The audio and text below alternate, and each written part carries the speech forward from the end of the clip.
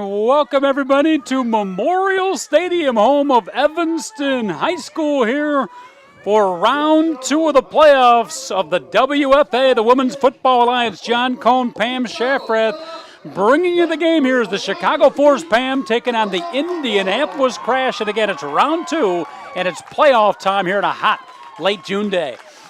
This is what everyone plays for, John. The Force are excited to start their playoff season, and it's the second time, John, 8-0 during the year. We went 8-0 last year, and they're ready tonight for a big win.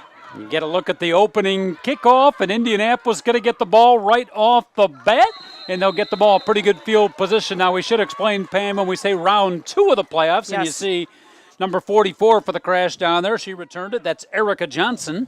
But for the Chicago Force, it's their first playoff game. Indianapolis Crash had to win a round one play-in game, and they did so very impressively, beating Toledo, the Reign, 52-35. Yes, they did, and the Force was able to get a bye in the first round because of going undefeated and winning our conference. So it's the second round for the league, but first round for the Force. Another impressive season by the Chicago Force, but the Indianapolis Crash, 6-3 overall, 5-3 during the regular season. They're big playoff win against the Reign, and you see him on offense first. A talented quarterback, Leah Cassius, leads the way. Pam, you've seen her play. She's a great quarterback, one of the top quarterbacks in the league, John. She can run and she can throw. Yes! Yep, she can run and she can throw, but she can't escape the grasp right there. Great tackle for the Chicago Force. Looked like number 85 into the tackle, Kimberly Marks, and the Force defense has been outstanding all season long, and they got a brand new defensive coordinator, Adam Lewandowski, who is directing that defense. Yes, and he's been a big part of the Force this year, and I do believe, John, that he's going to be the key bringing the Force back to the championship this year. He's made a big impact on the defense this year. Great play by Kim Mark. She's had a great year. That's her, let's see, she's had a lot of sacks this year. That's her 9th sack of the season. Kim Marks is a veteran, one of the many veterans, longtime players for the Chicago Force. We'll talk about them as the game goes on. Handoff left, looking for room, but it closes quickly as the Chicago Force, number 32, in on the tackle, Amber Burns. She had help from a couple of others. And a good look at the running back there for the Indianapolis Crash. She'll have to have a good game today. That's Kiva Thomas, 5'7", 150-pounder. You'll see her play on defense as well. Yeah, a lot of these Crash players play both ways, John. They have a lot of great athletes on this team. But let's talk about Burns a little bit. Number 32 on the Force, linebacker, like you said, veteran. She's really good on contain on the outside. And I have a feeling the Crash is going to try and go on the outside of the Force defense today, and the Force has to stop that, which Burns did. Now we got a third down situation here. Let's see what the Crash come up with on a third and long, rather. With play action, there's Cassius. She's very quick, can throw and can run. Taken down, good defensive play. Nice containment by the Chicago Force. Looked like number 17. Was that Van Quick, Brenda Van Quick? Beautiful play. Brenda Van Quick, she's a great pickup for the Force this year. I don't know if you remember Brenda Van Quick. She was actually our rival for so many years. She used to play up in Wisconsin, and she was always one of those players when we played them that we had to watch out for her. Now she's on our side. It's a great strategy by head coach John Konecki, general manager by Linda Blanchet. You got good players on the other team. Get them to join you. That's right. Huge pickup. I used to love playing against her, and now that she's on our side, it's great to watch her. Now watching that play, she is the aptly named Brenda Van Quick, That's and you right. can see the Crash are going to have to punt in their first series. Back is Leah Cassius. She'll do a little bit of everything today. The quarterback, their punter. That's what you want for a defense, 3 and out. A little bit of a tricky bounce there. And it's Van Quick who made the big defensive play. She gets picked it up. Nice job covering by the Indianapolis Crash. And Pam will get a first look at a very dynamic offense, third in the Women's Football Alliance, the WFA this year. Sammy Grisafi at the helm, but here comes the Force offensive unit. Yeah, as an offensive unit, we are third in the league in team scoring. We're third in team offense, and we're third in team rushing. We score 53 points a game, 443 yards a game. Wow. And that's behind, and that's because of Melissa Smith, Sammy Grisafi, and our veteran offensive line. We'll talk about some of those players as we go here. The heat going to be a factor, Pam, by 92 degrees when I pulled up today on the turf, so the heat going to be a factor. You mentioned Indianapolis Crash, not as many players. No. Lack of depth. The Chicago Force, a lot more numbers, and that definitely could be a factor as the game wears on. I do believe that's going to be a huge factor because no matter what the weather, you playing both ways in football is very hard, very difficult. And despite the great athletes that Indianapolis has in this heat, it's very hard. And I do believe all season it's been positive for the Force with our roster's huge. So it's always been a plus for the Force with our big roster. We don't have to play so many people both ways. Looks like a penalty on the special teams return, the punt return, walk-off against the Force. So what would have been pretty decent field position turns into not so good field position. They get the ball on the 22-yard line. And as I was looking at the league stats, John, today, I do believe that the Crash and the Force are top 6 in penalties. So they've got to keep those down today. And, penalties are always a factor in any game. So we might, hopefully we won't see a lot of penalties today, but, they both have to watch those. Well, I'm sure John Konecki and his staff have made sure that as the playoffs goes on, those penalties become even more critical, no question about it. Absolutely. Two teams have played twice before. We mentioned Indianapolis Crash having a solid season. We'll talk about their two matchups after this first play. Grisafi, Sammy, the quarterback, hit the shotgun right off the bat. Yes. Got it. Down the sidelines, and she's got running room. Nice catch right there, number 80, Ashley Bergeron. Not normally one of their primary receivers, so a little bit of a trick play, a little bit of a surprise. Big catch by Ashley Bergeron. We were talking about Ashley Bergeron, John, before the game. What a great athlete she is. She's got the size. She can run, and she's very quick with her feet. Little quick pass out right now. Oh, nice tackle. Threw the ball out on the quick pass to Brandy Hatcher, number 28. Melissa Smith, the primary running back. Brandy Hatcher, she'll get a lot of plays. And a good defensive play by Indianapolis. They converge well. Number 87, April Priest, who might be their best all-around defensive player. Keep an eye on her, 87. I believe number 7, Cassius, made a tackle there. Speaking of playing both ways, I believe our quarterback's playing both ways. Tough day. Yes. Tough day to go both ways. We'll see if she can handle the heat. Inside shovel pass. Hatcher with room. Great blocking up front. Got a couple of great blocks. April Priest closes the door, but after a big pickup, I like that call. The little shovel pass up the middle. I do too. That shuffle pass, the key to that shuffle pass is blocking. Offensive line, that was a big block by Roz Bennett, number 51. She's one of the veteran O-line members. Grisafi with time. Ooh, good pressure. She is quick, as is Cassius. Nice pass. Good coverage. Tipped away almost. Tell you what, on the bounce back, on the deflection, Trish Harper had a chance of catching it there, but overall, very good coverage by the Crash defense. Very good coverage. And I believe that was number 87, April Priest, who owns the team. All over the field. Great athlete, great coverage. Wasn't able to make that catch because of April Priest, but good look at her right there. Yep. Now you said she owns the team? Yeah, she owns the team too, so she's wearing lots of hats. Now, how do you coach? If she's a player, are you allowed to, bench her if she makes a bad play though she's the owner? Drawn up the middle, got a chance of getting in, touchdown! Yes! Looking for flags, I don't see any, and it looks like the Chicago Force have scored on the touchdown. Right up the middle, beautiful play. I think it was number 34. Chicago Force with the opening touchdown. Mary Chules, number 34, she's a rookie, John. Wow, and they're getting some contributions offensively from not normally their feature offensive players. Bergeron with the big catch, and then Chules with the run up the middle. This is a prime example of the depth we have. You don't run Melissa Smith, you've got Brandy Hatcher and Chules, who's one of those rookies who just seems to know how to follow blocks, right off the bat. See Trish Charbonneau getting ready for the kick. She's a veteran kicker. Good mix of new players and youth and a lot of solid veterans that have been around for a while and have tasted success for the Chicago Force. Yes. But they have not, Pam, as you are all too well aware, tasted the ultimate success, and that's what they're shooting for this year. They got close last year, the Force did, as they come off the field. Successful extra point. They made it to the semis, lost to the Boston Militia. We were up here in the booth at Evanston High School last year. Close game, but it got away from them late. But they're coming back this year.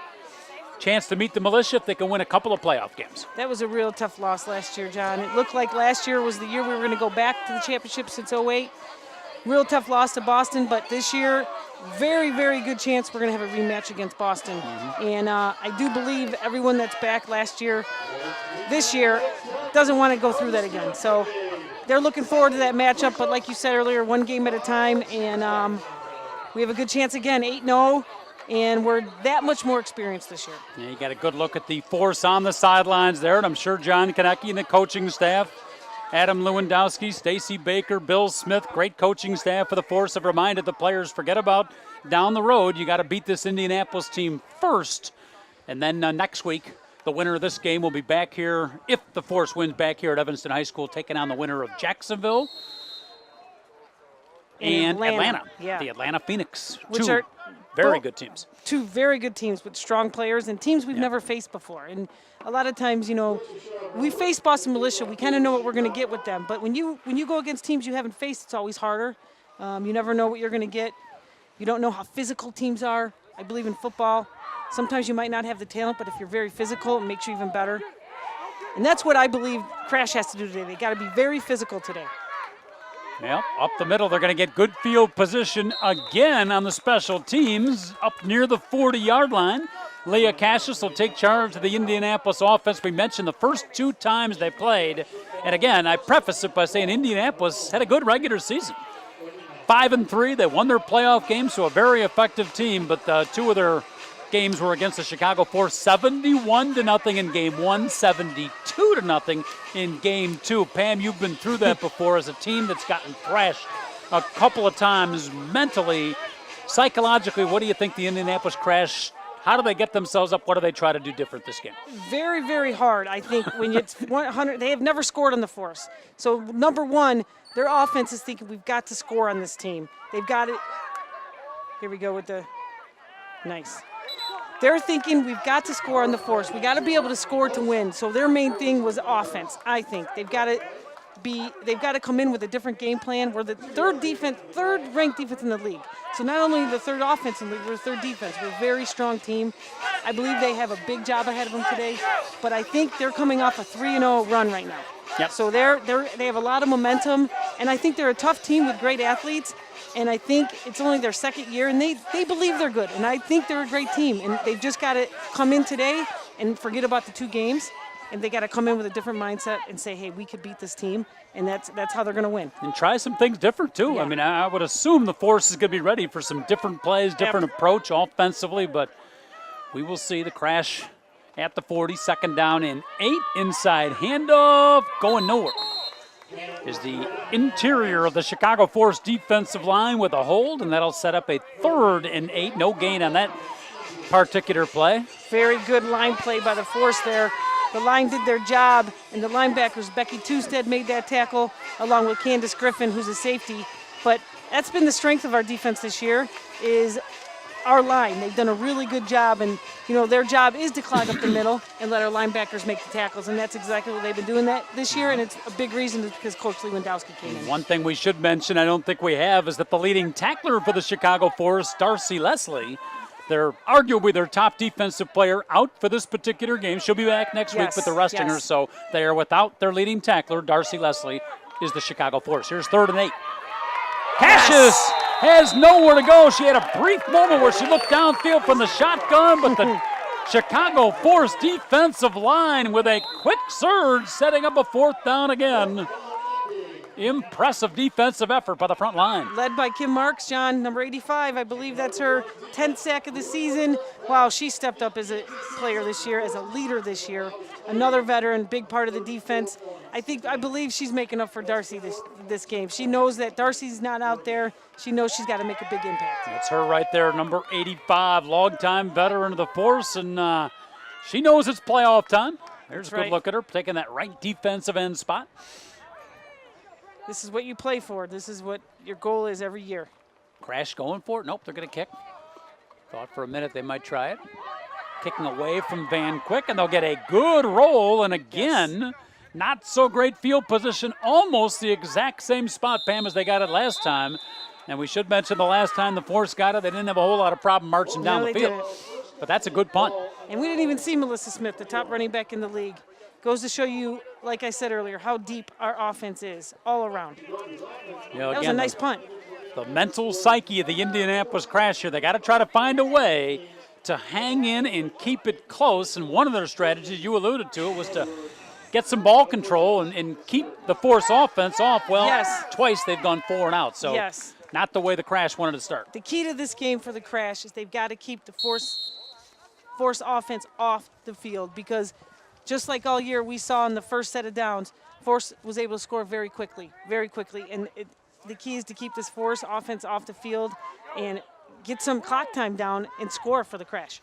Kind of an interesting defensive alignment right now by the Crash as they're spread about 7-8 along the front line. There's the pass, almost caught as the Chicago Force go to the air again, trying for the big strike. Again, it's Ashley Berggren who was the intended receiver that time, though they didn't quite complete it. Really good coverage by the Crash player, number 33, Courtney Green, strong safety.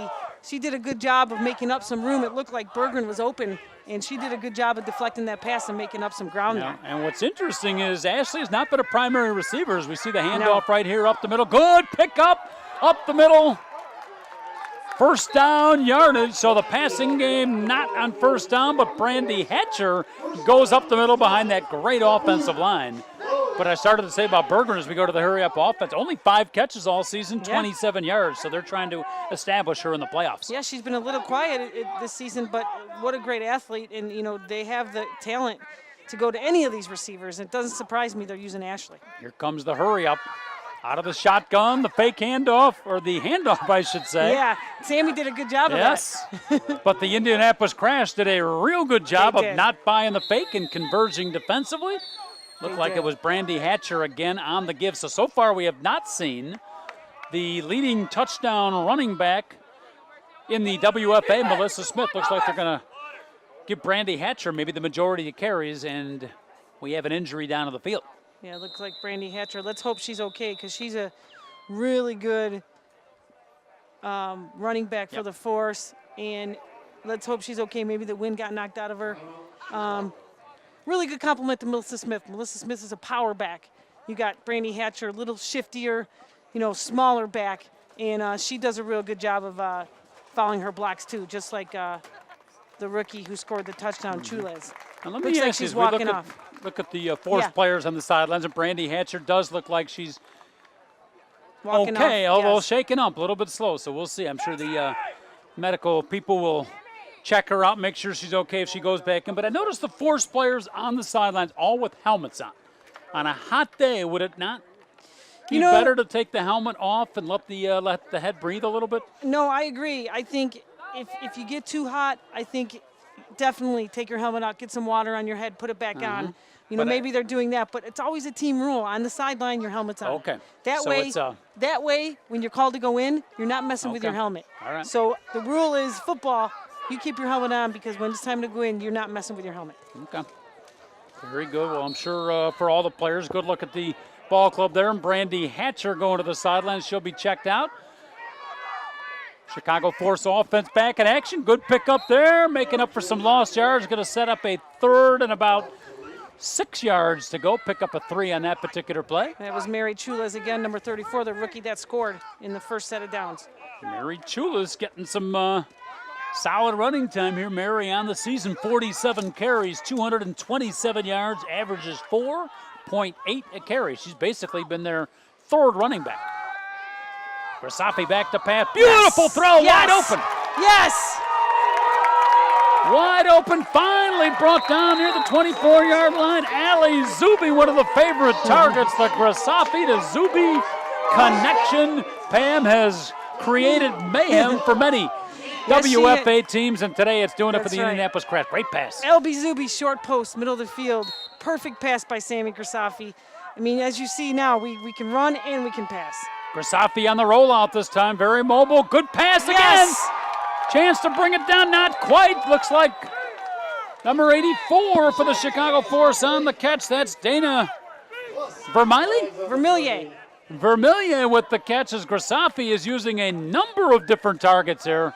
And Vermillier, primarily a defensive player, makes the great catch. This is the thing, John. All year, you get Sammy Grasafi going to, I mean, we do have primary receiver in Jeanette Gray, but you have Sammy going to 5 to 6 different people all year. Our running game, you got 3 people. So when you prepare for a team like the Force, it's very hard because we have so many weapons. So the Crash, like I said earlier, has a really tough job of containing this offense. Team depth, no question of strength. And here comes the power formation for the Force. And we have a whistle before the beginning of the play. Vermillion, by the way, primarily defensive player, but she does have 9 catches on the season. 77 yards, a touchdown, 8.6 average. Wait for the call from the officials here. This is that big girl offense I was telling you about. This is our red zone offense setup Power here. football, folks. Yes. Power football, straight up ahead. No problemo. Is they're in on the left side. Great blocking up front. Indianapolis Crash trying to figure out a way to stop them. And for the second consecutive time there, big number 87 There coming she off the is. field for the Force. Melissa Smith, their leading running back. She gets the touchdown, but that's 2 consecutive near 80-yard drives, Pam. Impressive beginning for the Force. Very impressive, and this is what the Force have been doing all year, John, and they're looking good tonight. Extra point, going for 2, pitch out right. Not touched. Not touched. Beautiful offensive line play. Dancing right in. Mary Chulis, Pam, I think you could have taken that pitch out and I scored. think I could have too. I You think had I that could have look. too. I got to tell you, right before the game, folks, Pam had that look in her eyes, and we should mention my good partner, Pam Schaffrath here, the Hall of Famer now, right?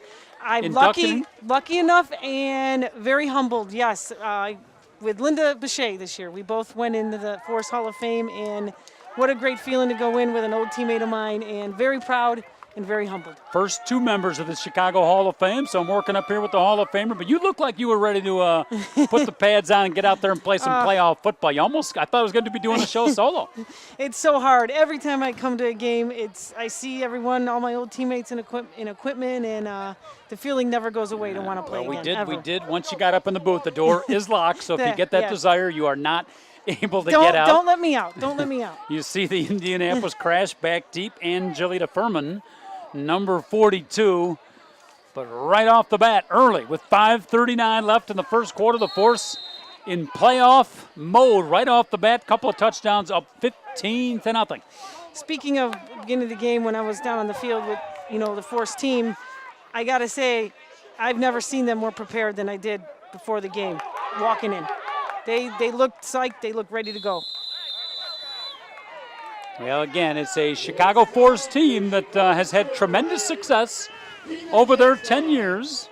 See number 84 for the Force coming off the field. That's Vermillion. You caught the big pass in that last drive. But 10 years, they've had tremendous success. Their second consecutive undefeated regular season. They've won some big playoff games. But, Pam, as you well know, they haven't yet won the big one. And that is the mission that these players, coaches, and general manager and owner Linda Bechet are on, and they won't be satisfied until they get the ultimate prize. No, and that's been the mission since day one. The first year of the Chicago Force, we've always been one of the top 5 teams in the league. Always been a contender. We made it in 08 to the championship, lost in overtime. Very bad feeling in our mouth, and we've been wanting to get back ever since. We'll talk about that 08 game as the game goes on, but right now Indianapolis Crash, series number 3 for them. Little trickery. Little reverse, but it does not fool the Force, and I'm sure the Chicago Force ready for a little bit of trickery. Number 17, Brenda Van Quick, having a solid game early. She plays that contain extremely well. I really like that call by the Crash there, though. Yep. A little bit of reverse action there, and what I like about Brenda Van Quick on that play, you could tell what kind of player she is, because when you're weak side like that, you always got to, they say, stay honest, and she stayed honest. And that play didn't work, but I do like that play by the Crash. I think it's a good call, and you got to test the contain of the Force, because if anything, that's been our weakness. And if you're the Crash, you got to try some things different. Again, the last 2 times, 71-0, 72-0. Good inside handoff that time. Had a little bit of room. That was probably their best blocking up front. You saw Sam Skirto. She's one of their top tacklers in the picture right there. Number 11 also for the Chicago Force, Janine Nebeling, the defensive lineman.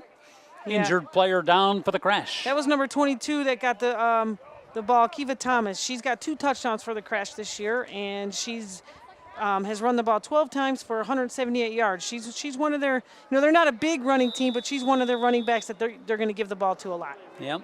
Andrea King, number 20, we'll see her, but they got to find a way, the Crash do, to create some big plays, give some openings, because they do have some athletes there. Leah Cassius, their quarterback, and you mentioned a couple of the running backs, Pam. They got to find a way to create some space and somehow, some way, get some big plays against this stout Chicago Force defense. or they've got to get some drives together for some long drives to eat up the clock so the Force offense doesn't get the ball.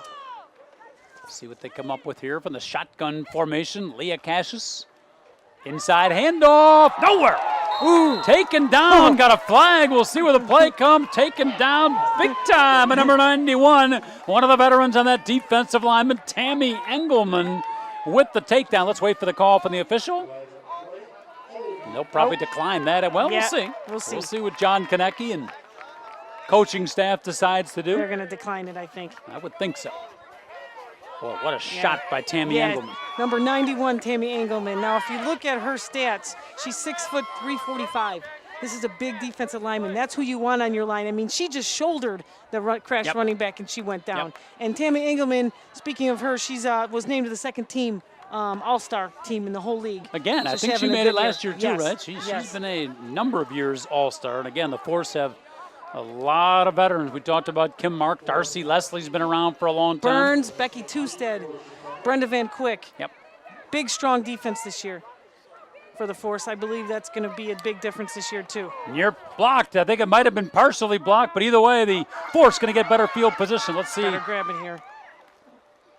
Brenda Van Quick tries to pick it up and goes nowhere. Nice coverage down the field by the Indianapolis Crash. Their special teams, Pam, they've struggled offense and defense. Their special teams, their punting game coverage, very good.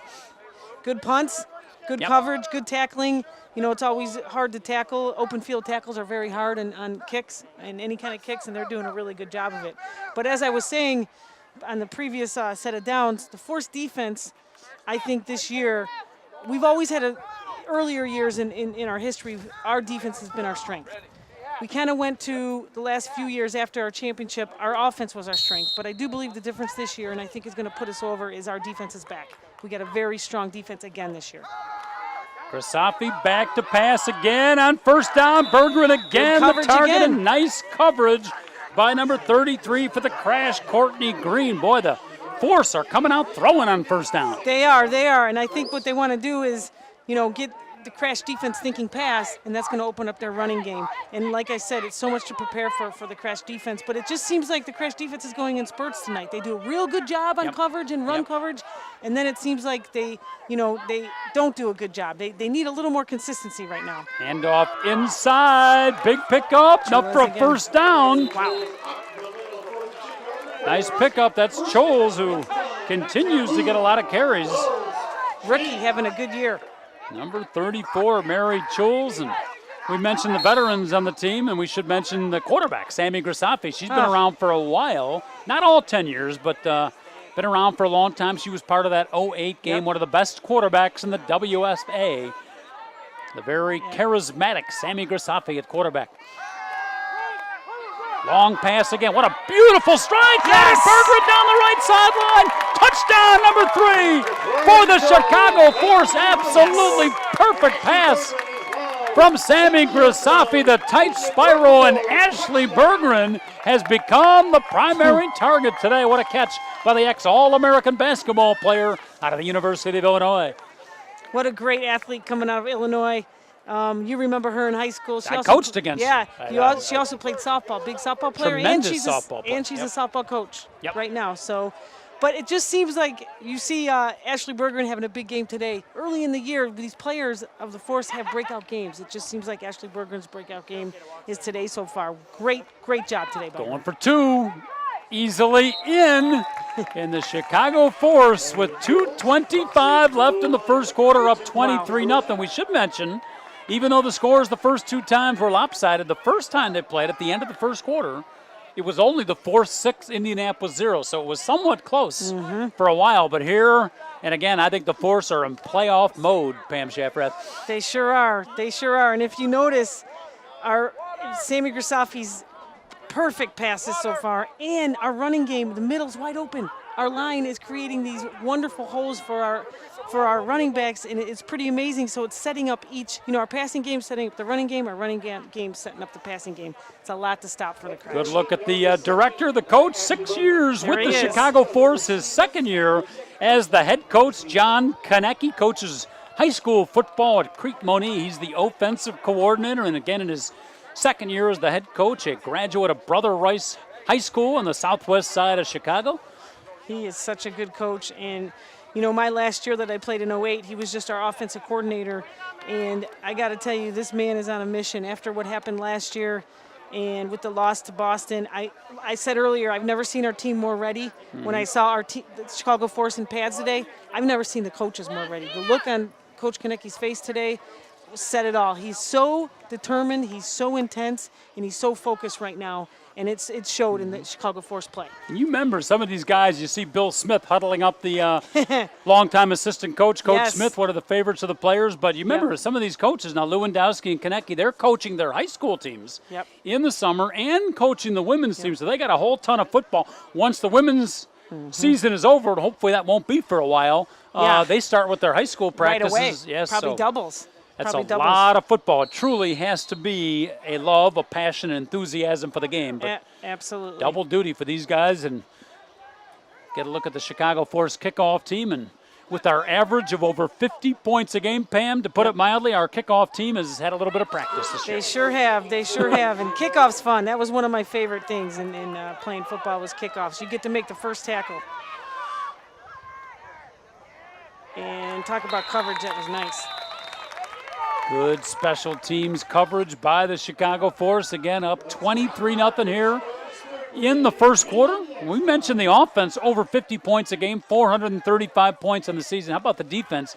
They've given up, folks. You ready for this? 8 games, they've given up 35 points. I'm not good at math, Pam, but that's not even 5 points a game. It isn't. And our defense. Did I get that right? You did. You were close. But our defense this year, fantastic. And I think, like I said, is going to put us over the edge. Big difference this year.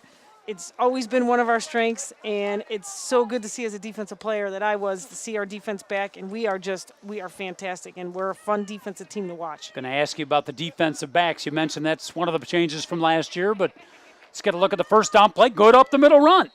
Nicely done for the Indianapolis Crest. That's what they need to do is get some yardage pickups, time of possession, and like you said, keep the Force offense. But you mentioned the defensive backs, one of the keys for the Force this year. I know Martha Dantora, one of them, but who are some of the coverage people that have stepped up their game from last year? Well, our cornerbacks have been really amazing this year. I think totally Emma Feinstone, who actually got hurt third game of the season, but she was a big part of a big cornerback for us. Dorian Bridges, a big cornerback. Alicia Oakrey, who's a big hitter, strong safety, number 30. And Candace Griffin, a big defensive back veteran for us. So we've got several, and Straczynski, who goes both ways. We've got a really good core at linebacker and defensive line, but our cornerbacks, fantastic this year. And what I see different this year in our cornerbacks is we're making more tackles. And I think when you see cornerbacks making more tackles, that's really big because they're getting in on the tackles. You know, it's not just linebackers.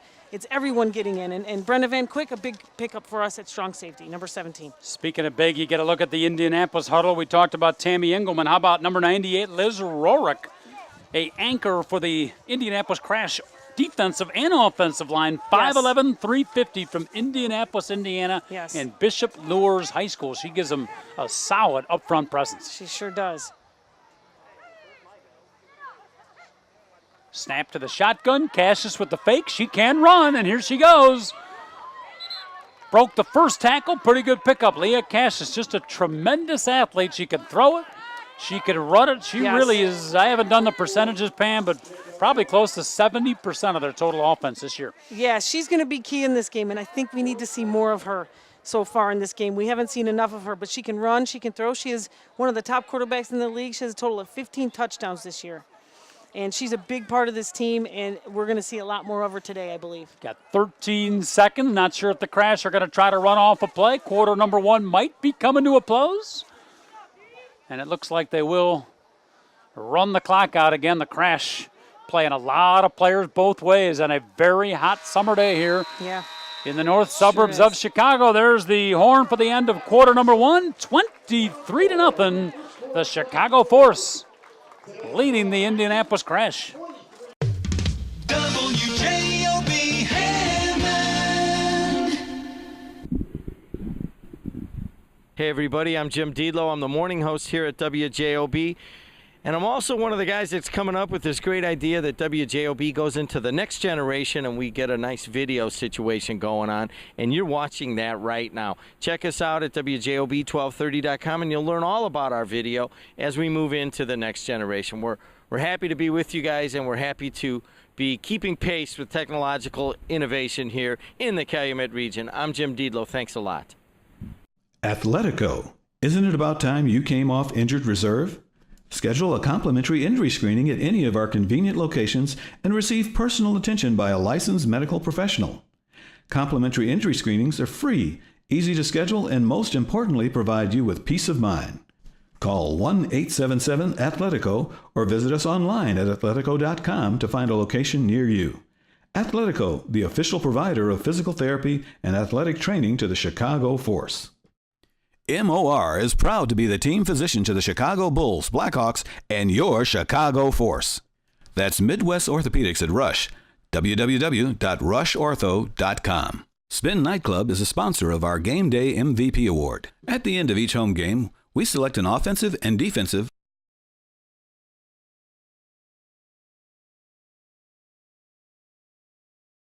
The Chicago Force, entering its 10th anniversary season, is a proud member of the Women's Football Alliance. The WFA plays under the same full-contact football rules as the NFL. Comprised of 60 teams from across the United States and Mexico, the WFA is the largest women's American football league in the country. From Florida to Oregon and from New England to California, the WFA consists of the best teams in the nation.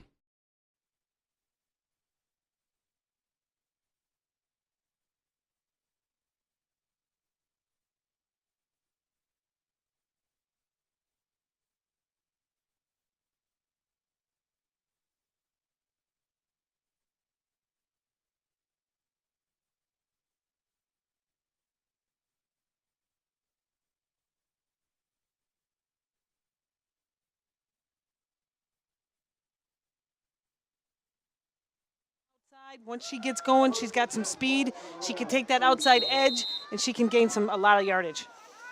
And if she opens up a pottery store, they could call it Cassius Clay. That's right. That's right. Remember Cassius Clay? I do remember Cassius. A lot of our I listeners do remember probably. Cassius Clay. I think he was pretty good. The original name of Muhammad Ali, That's the great boxer. I think he was a pretty good boxer, that guy. He was outstanding. All right, first down for Indianapolis Crash. Their first down of the game. Let's see if they can build on the momentum. Behind the 8 ball here, 23-0 early as they break from the I formation. First time we've seen this look. Give to the up back. Got some blocking in front. Nice pickup. Good tackle at the tail end of it. Looked like number 22, that's Kiva Thomas, got the ball and she was wrapped up. Yeah, Kiva Thomas is one of the running backs. She's got 27 carries for 112 yards. That was a big tackle by number 99, our defensive lineman for the Force, April Falk. She's actually first year for the Force. She's a new player, but she's not a new player in the sense she comes from Detroit. She was a good player for the Detroit team for years. Speaking of rivals, she was actually one of our rivals. So that's another good pickup. Are there actually trades, or the girls can play for any team? No that they trades. Want? They can play for any team that they want. Do you have to live in that particular city? No, you don't. No, you don't. So we may send an airplane to bring April in from Detroit. That's right. That's right. But I think she moved in between Chicago and Detroit. Okay. I'm not sure. First time they've gone downfield. Wow. Kind of a wounded duck, but it's a completion. Leah Cassius gets the ball downfield. Nice catch. Terry Abraham from Decatur, Illinois, makes the catch, and the Indianapolis Crash had their first offensive march of the game. Yeah, we speak of Cassius as one of their top players, but this Terry Abraham also plays free safety, one of their top receivers, and also a first-team All-Star in the league. So she's one of their top players. Great catch, great catch. Who had the coverage? Alicia Oakrey had the coverage for the Force, and it looked like that pass was tipped, but wound up getting to her, making a great catch. Hey, it wasn't pretty, but it got there. That's right. Leah Cassius getting the job done. Abraham with the catch. I formation straight ahead. Crash get a little running room here. Oh! Almost fumbled it. Got a chance to get to the end zone. Nice stiff arm. Waiting for the signal. Nope. I think she is just short, but what a play. Wow. Good blocking up front. You could see how tired she is at the end of that.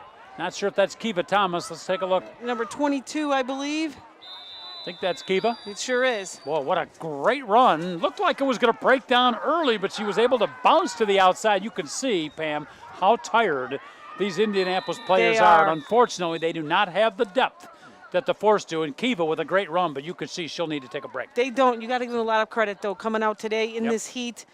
You're down 23-0. You do a trick play, fake punt, get the first down, drive the ball down the field against the Force defense, and you almost scored. You got to give them a lot of credit and great play calling by the Crash. This would be a huge touchdown for Indianapolis. Yes, it would. Psychologically. Remember the last 2 games, Chicago Force all over them, 71-0, 72-0. So if the Crash can complete this drive, and boy, they are trying to get the spot from the referee, Pam. They're inches away. I mean, sure it's are. real close. So they just got to hang on to the football, and they should be able to get it in. They sure are. And Crash knows right now in the second quarter, down by 23, they need to score. They have got to score here to stay in this ball game.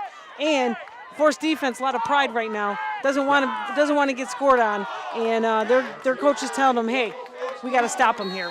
30. We can. 35 points all season long. You mentioned the big girl offense. Do we have a big girl defense as well? There's always a big girl defense, but it looks like there definitely is a big girl defense, and it looks like they went off sides here. That could be a big penalty. If you're Indianapolis, the one thing you don't want to do is have a penalty in that situation. So let's wait for the call. This would be painful if it's against the Crash. It sure would. And against the Force, it would only be a matter of inches. Yes. It looks like it was against the Chicago Force, so Indianapolis now, instead of 3 inches to go, will have about 1.5 inches. Yeah, it looks like the defensive line of the Force was getting a little itchy there. They want to, as a defensive lineman too, you go on the ball. You go on the snap. And But on the other hand, Pam, when the ball's at the 3-inch line, you got nothing to lose, right? No, you don't. A penalty does not hurt you in that situation. And if you hit someone hard on the penalty, that's a little bit of an edge there. Mm-hmm. Give to the outside. They bounce it out. Wow. Touchdown. No flags. Indianapolis Crash on the board.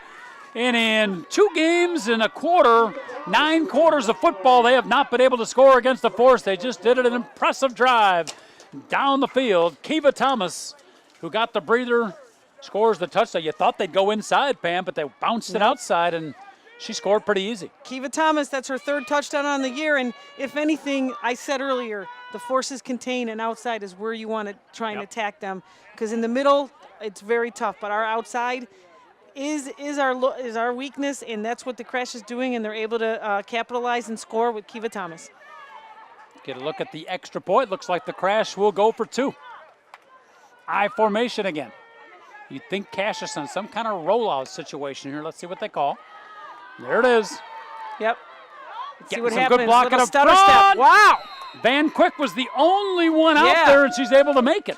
And I'm surprised because Van Quick does a really good job of tackling on the outside, but that stutter step by Cassius, if you saw that little stutter step, and as a defensive player, that stutter step makes you stop, then you got to pick up again. And the person with more speed is going to score. Well, early in the game, the Force doing a nice job of containment and not letting them get the athletic Indianapolis Crash, Kiva Thomas, Leah Cassius, and company outside.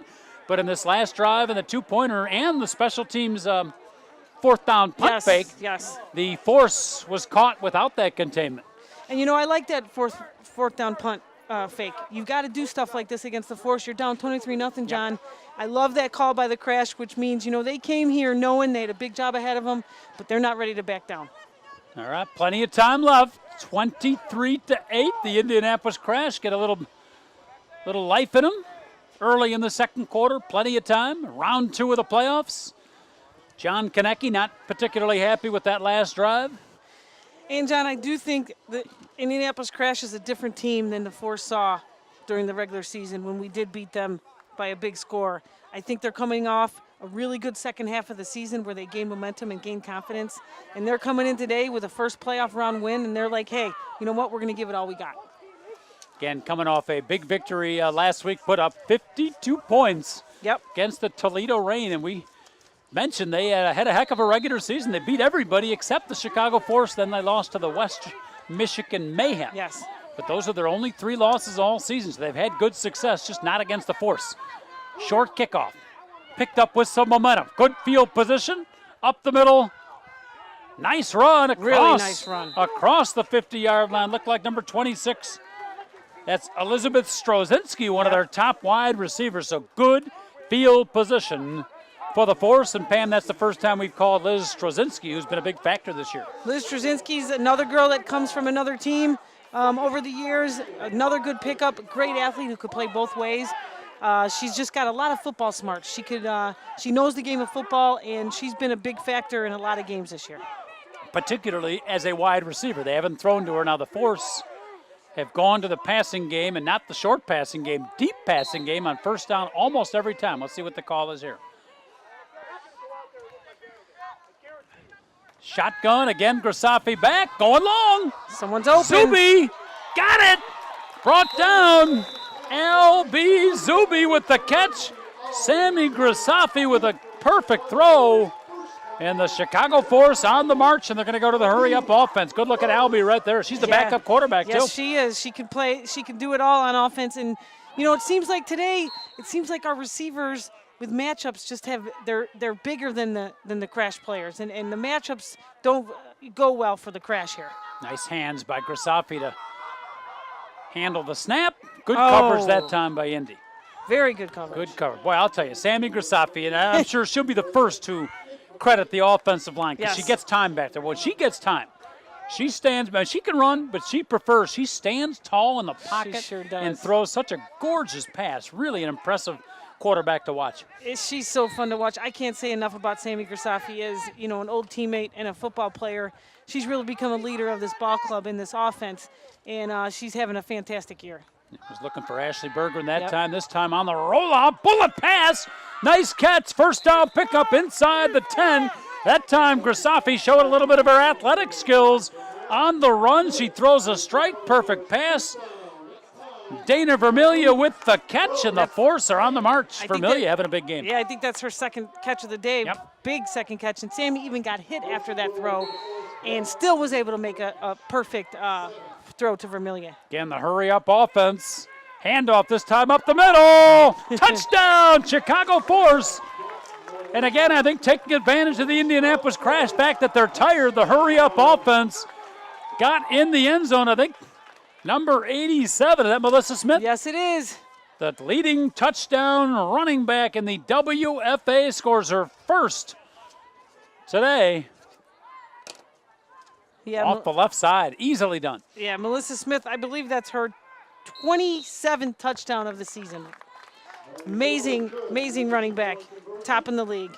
Mary Choles dances in for an easy two-pointer. There's that offensive line. They do the dirty work, leading the troops off. Another impressive offensive drive by the Chicago Force and a frustrated and tired Indianapolis Crash team. Pam, you know the feeling. You just scored.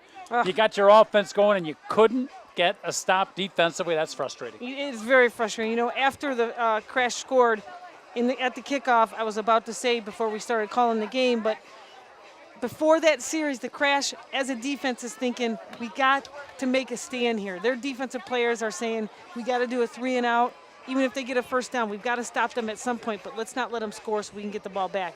And, that is crushing to be able to be scored on that quickly after that touchdown. Good look at the outstanding coaching staff for the Indy Crash over on the sidelines. And, again, frustrating.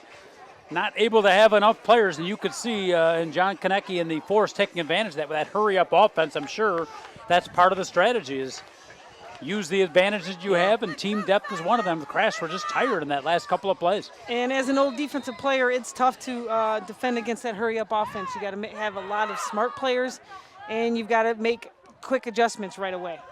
Kickoff, fumbled, going back to pick it up, and she will just cover it up. So for the first time, the Indianapolis Crash will not have great field position. Ball at the 23-yard line. That was number 42 for the Indy Crash, covering up on the play, and that is Angelita Furman, another of their many two-way players. Yeah, Angelita Furman is one of their top defensive players. She's the second-team All-Star in the league, linebacker, playing both ways. She's got to, start making some really big plays on defense, but she's one of their top players.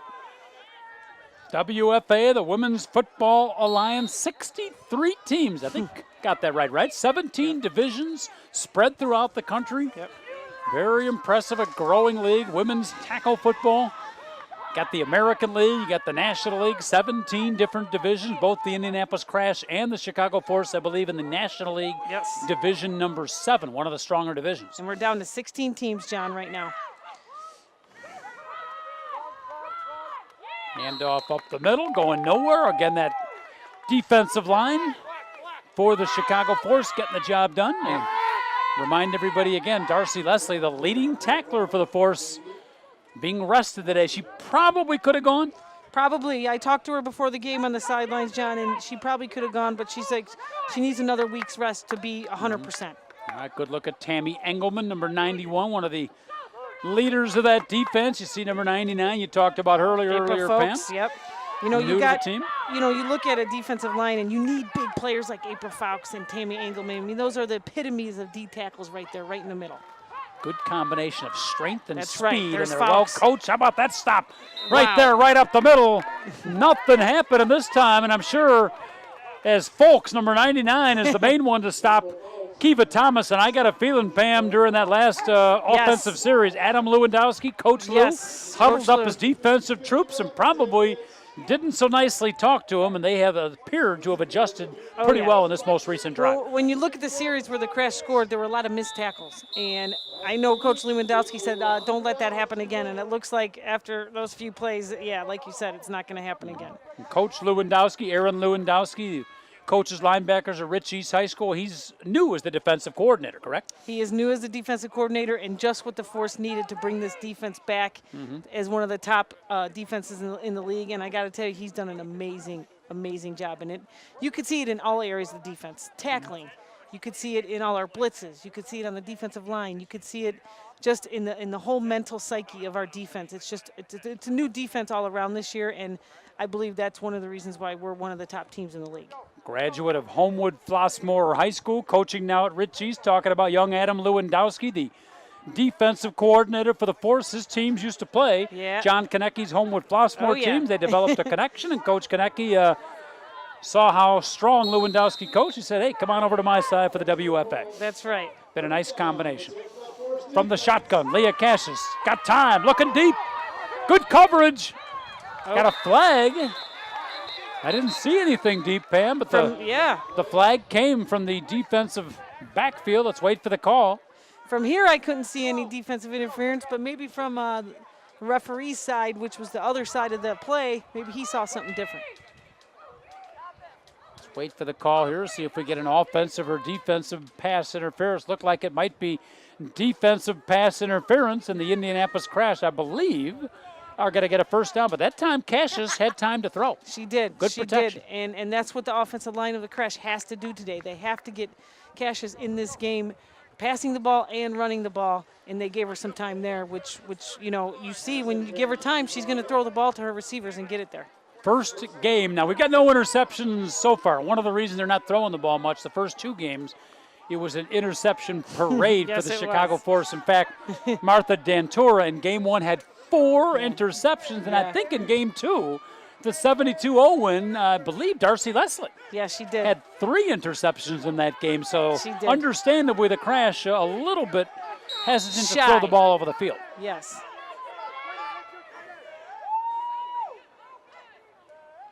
Low snap, good pickup, delayed handoff, little draw play. Yes. Beautiful defensive play off the delay. Berggren.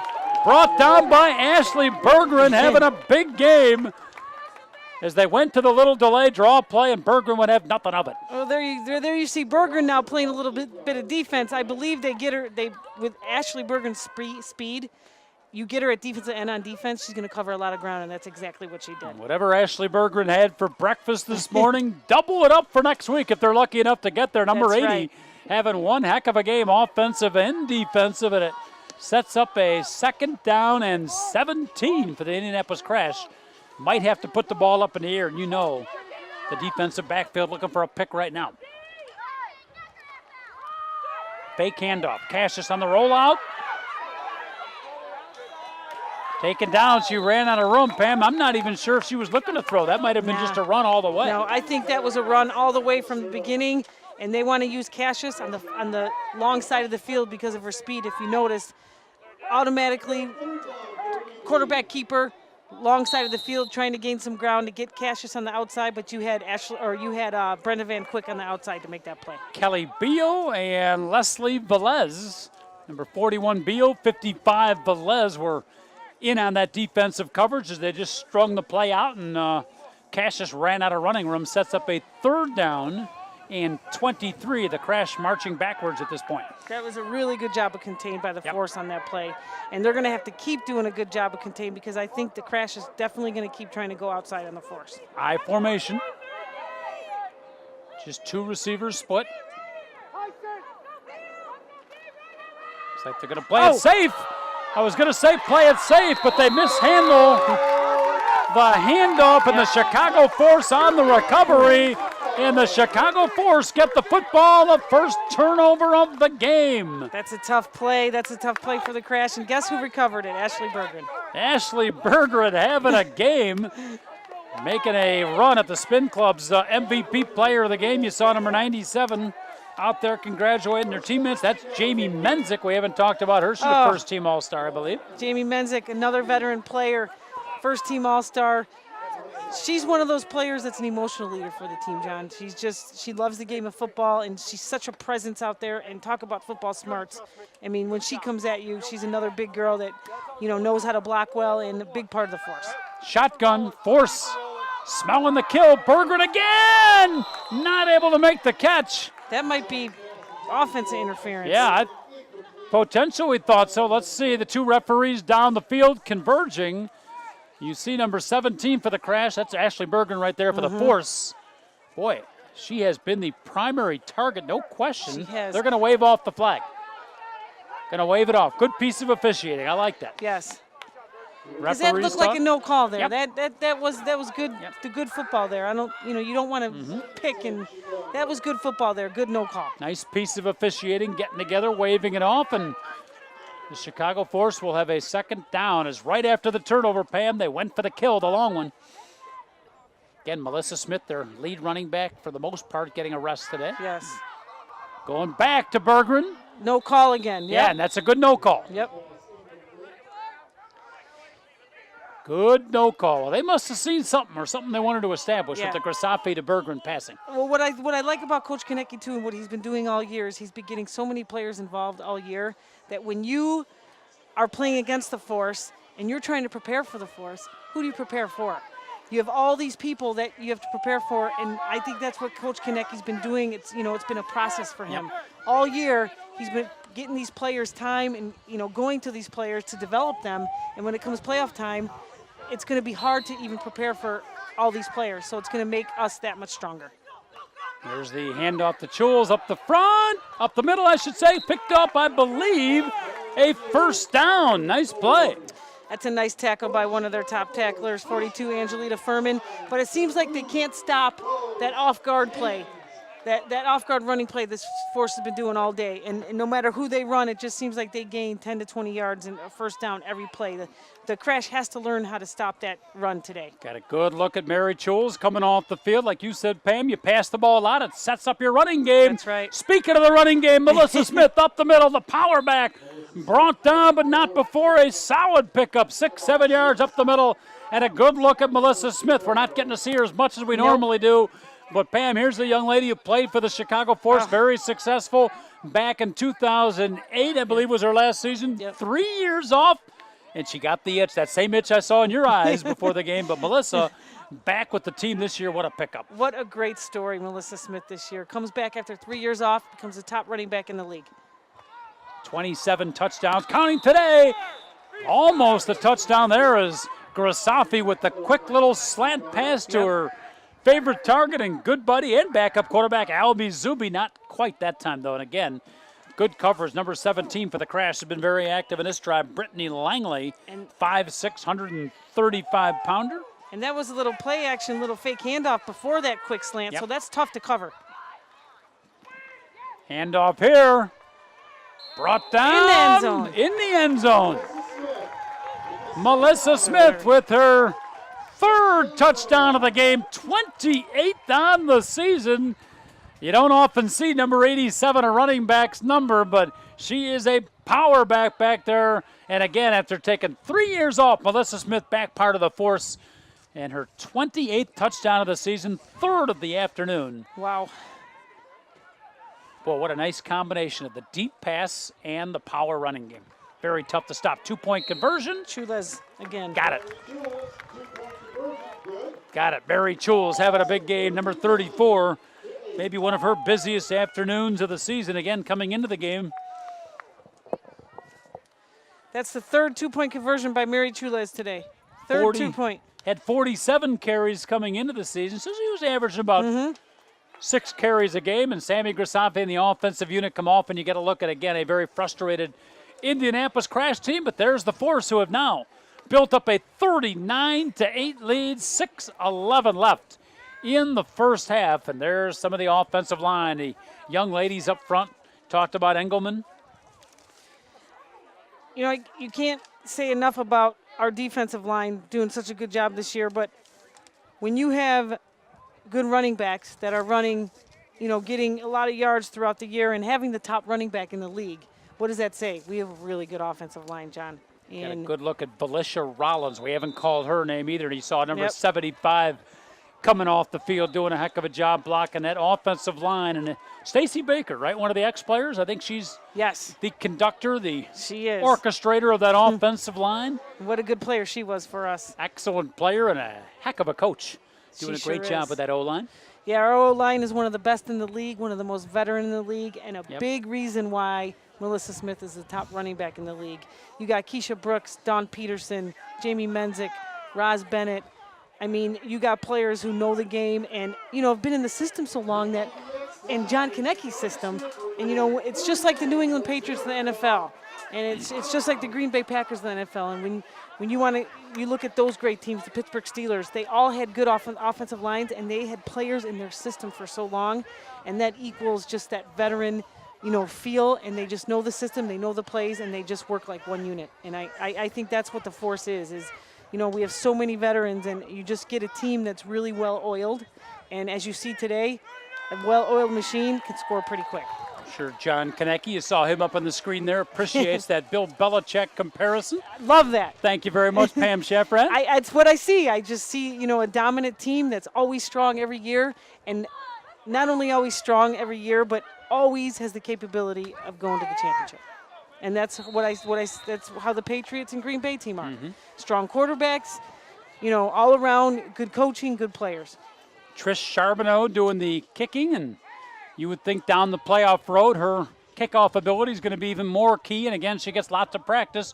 This time the kickoff to the 30. Trying to take it to the outside. No Great go. coverage. That was Brittany Langley, who we saw on the defensive side. Again, those two-way players, but brought down by the Chicago Force. Great special teams coverage. Looked like Dana Vermiglia, amongst others, in on the coverage. You know, you got Dana Vermiglia, you know, playing receiver, big day today so far with 2, you know, long receptions, and then coming in and making a tackle on the kickoff. It just goes to show you how talented we are as a team. Beautiful summer day here, if not a little bit hot. Yeah. Late June, round 2, WFA, the Women's Football Alliance. Round 2 of the playoffs, the goal, Pam Shafrath, is to get to Heinz Field, home of the Pittsburgh Steelers, August 4th, folks. Mark that on your calendar. That will be the WFA championship game. And not to get too ahead of ourselves, but Heinz Field, John? Awfully good. I mean, first time in history that a women's football game is being played at a National Football League ballpark.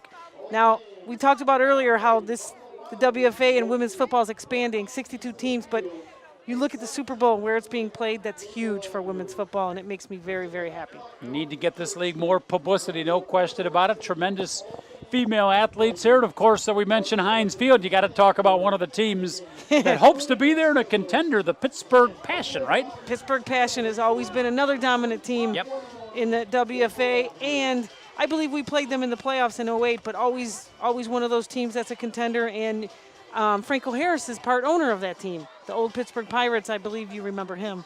Franco Harris, tremendous player, Hall of Famer. Yes. out of Penn State University. He and I remember Lydell Mitchell, maybe one of the best 1-2 running back combos Rocky in Bleier, college too. football history. Steelers. Lydell Mitchell was, I think, his college teammate. Okay, college teammate. I get it.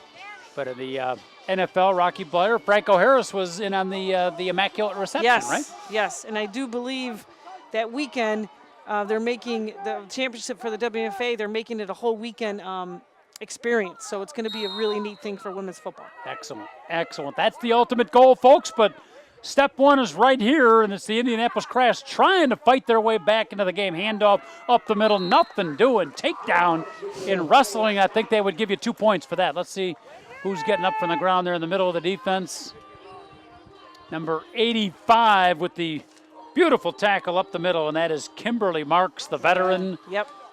She made the All-Star team this year, correct? Yes, she did. She made the second team All-Star team. All-Stars and All-Star, but Kim Marks, when your defense is making plays in the backfield, it shows that they're reading their keys very well. And Coach Lewandowski does all year. We didn't mention this earlier. Does a really good job of calling blitzes, and it keeps offenses. They go crazy because these blitzes, you never know who's coming at you. And they got a little blitz action going this time. No See? chance for Leah Cassius. Breaks one tackle, breaks 2 tackles, breaks 3 tackles, but still not able to get away from the Chicago Force defensive pursuit that time. They really went after the ball. Good job by Cassius, though, Pam. She refused to go down. Yeah, she's a tough player, and God, what an athlete. You're not going to tackle her at one player. She's going to keep those legs moving, and she's got a lot of speed. You've got to really go for her ankles and tackle her low if you want to stop her. 5'4", 150-pounder, went to Indiana University, Purdue University, Indiana, I got that right, better known as Huey Pewee. Yeah, that's right.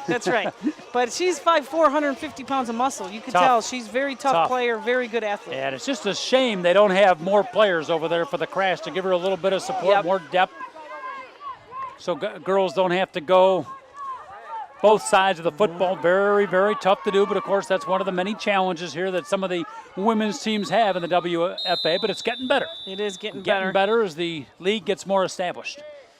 I think the more this league gets established, and it's come a long way in 10 years, women's football gets better each year, but we need more people like Franco Harris coming on board. Yep. We need more players like, like him that are big in football to come on board and fall in love with it, because everyone that comes to watch women's football falls in love with it and gets on board. So if we can just get the women's football's name out there a little bit, and I think it's going to start with this year's championship game and getting even better at Heinz Field.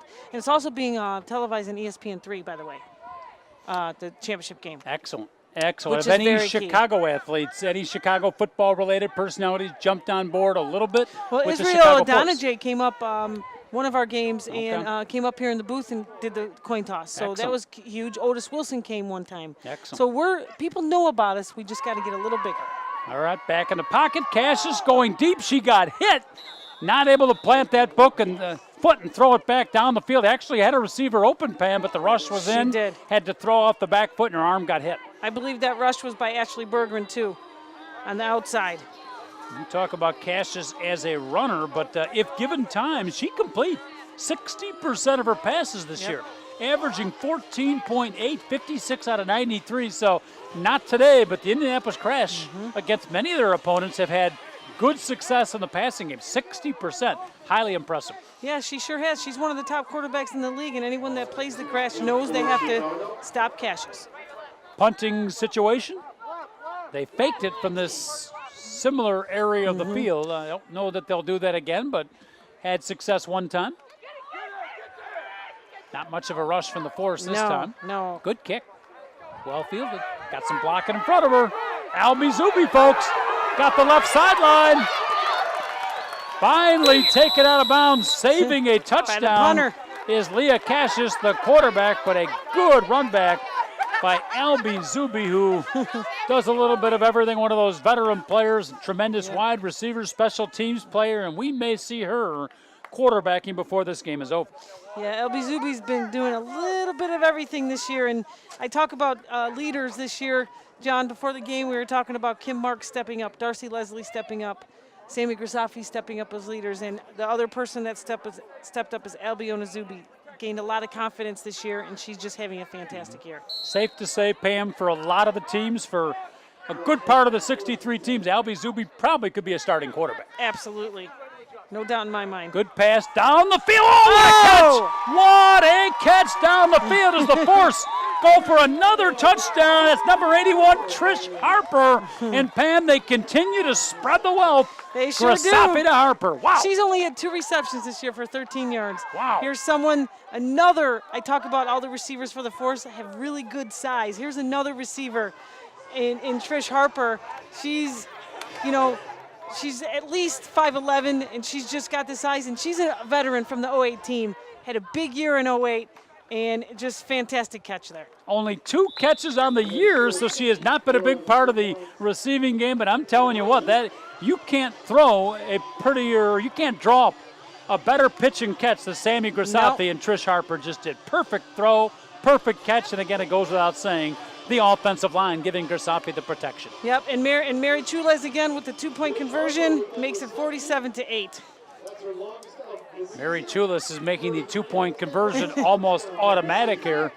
47 points, still 3 minutes and 11 seconds left. I think the second time they played, they were up, the Force were, I believe, 60-0 at halftime. Yes. And a frustrated, very tough afternoon for the Indianapolis Crash. They hope to make it closer, but it's been a rough go, particularly for their defense. 47 points given up. Back to Trish Harper. Wow, and that pass from Grassafi, like you said, was perfect. But Trish Harper, I mean, it was a pass in front of her. She had to catch up to that. Really nice fingertip catch. That is fun to watch. Underrated part of the passing game, and you see it in basketball too, but you not only got to throw the ball to the receiver, and this is what Leah Cassius has to work on a little bit too. You have to throw the ball away from the defense. That's right. That's right. It's key for the quarterback, and Sammy does a really good job of that. We're going to have to ice down Trish Charbonneau's foot after this game as she kicks it off again. I hope we got a backup kicker, because that left foot is going to get sore. Good run back this time, and the Indianapolis Crash will have the ball at the 26-yard line.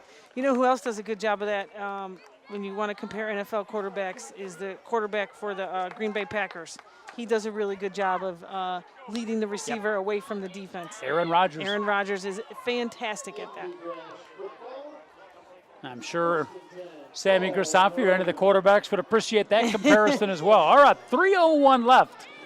If you're the Indianapolis Crash, Pam, I don't know how you gather yourself. I guess at this point it's the old cliche, you cannot look at the scoreboard. You can't. You have to just play football and realize that it might be your last game of the season. Enjoy being with your teammates. Try to get some success on offense and defense, but you don't want to peek at the scoreboard right now. You've got to keep playing football. You've got to never give up, and you want to have some pride, and you want to have some respect, and you want to go home knowing you gave it all you got and you never gave up. And Crash is just going to keep trying to execute, and that's what they got to do, is just keep trying to execute their game and keep Force's offense off the field. I mean, that's got to be their key, and the defense has got to step up a little bit and help out their offense too.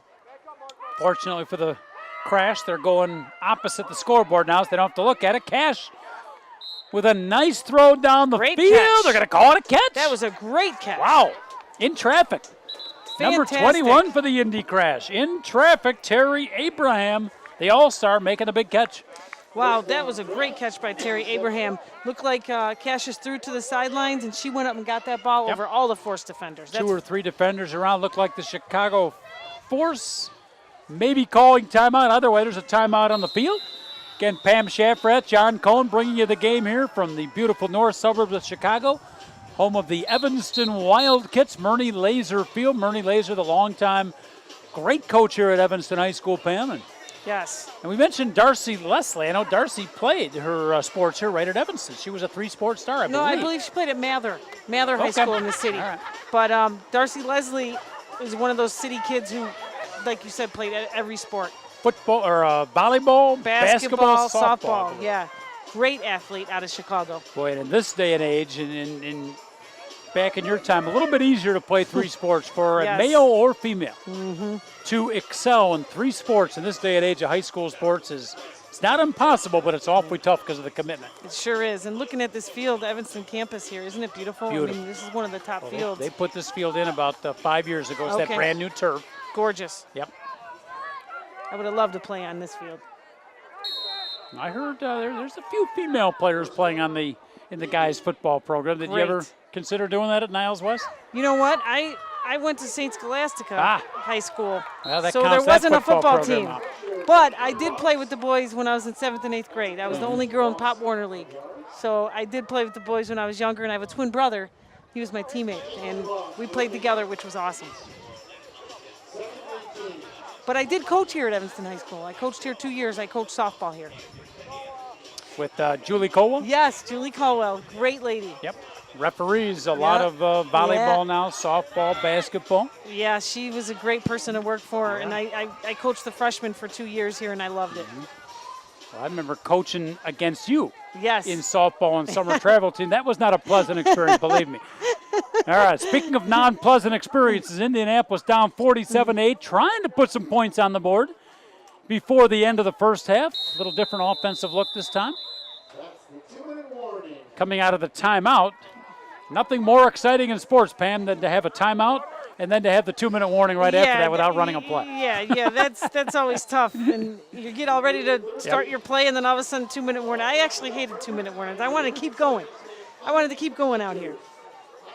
Yeah, again, right now, if you're the Indianapolis Crash talking to your team, you're doing as much psychological coaching as you are X's and O's. You see the Chicago Force defensive team, and I'm sure in the second half, and maybe even a little bit now, Pam, we're going to see a lot of the players. Everybody's going to get some PT today. I think everyone's going to get some playing time, which is important. And I also think Coach Konecki, he's been doing this all year.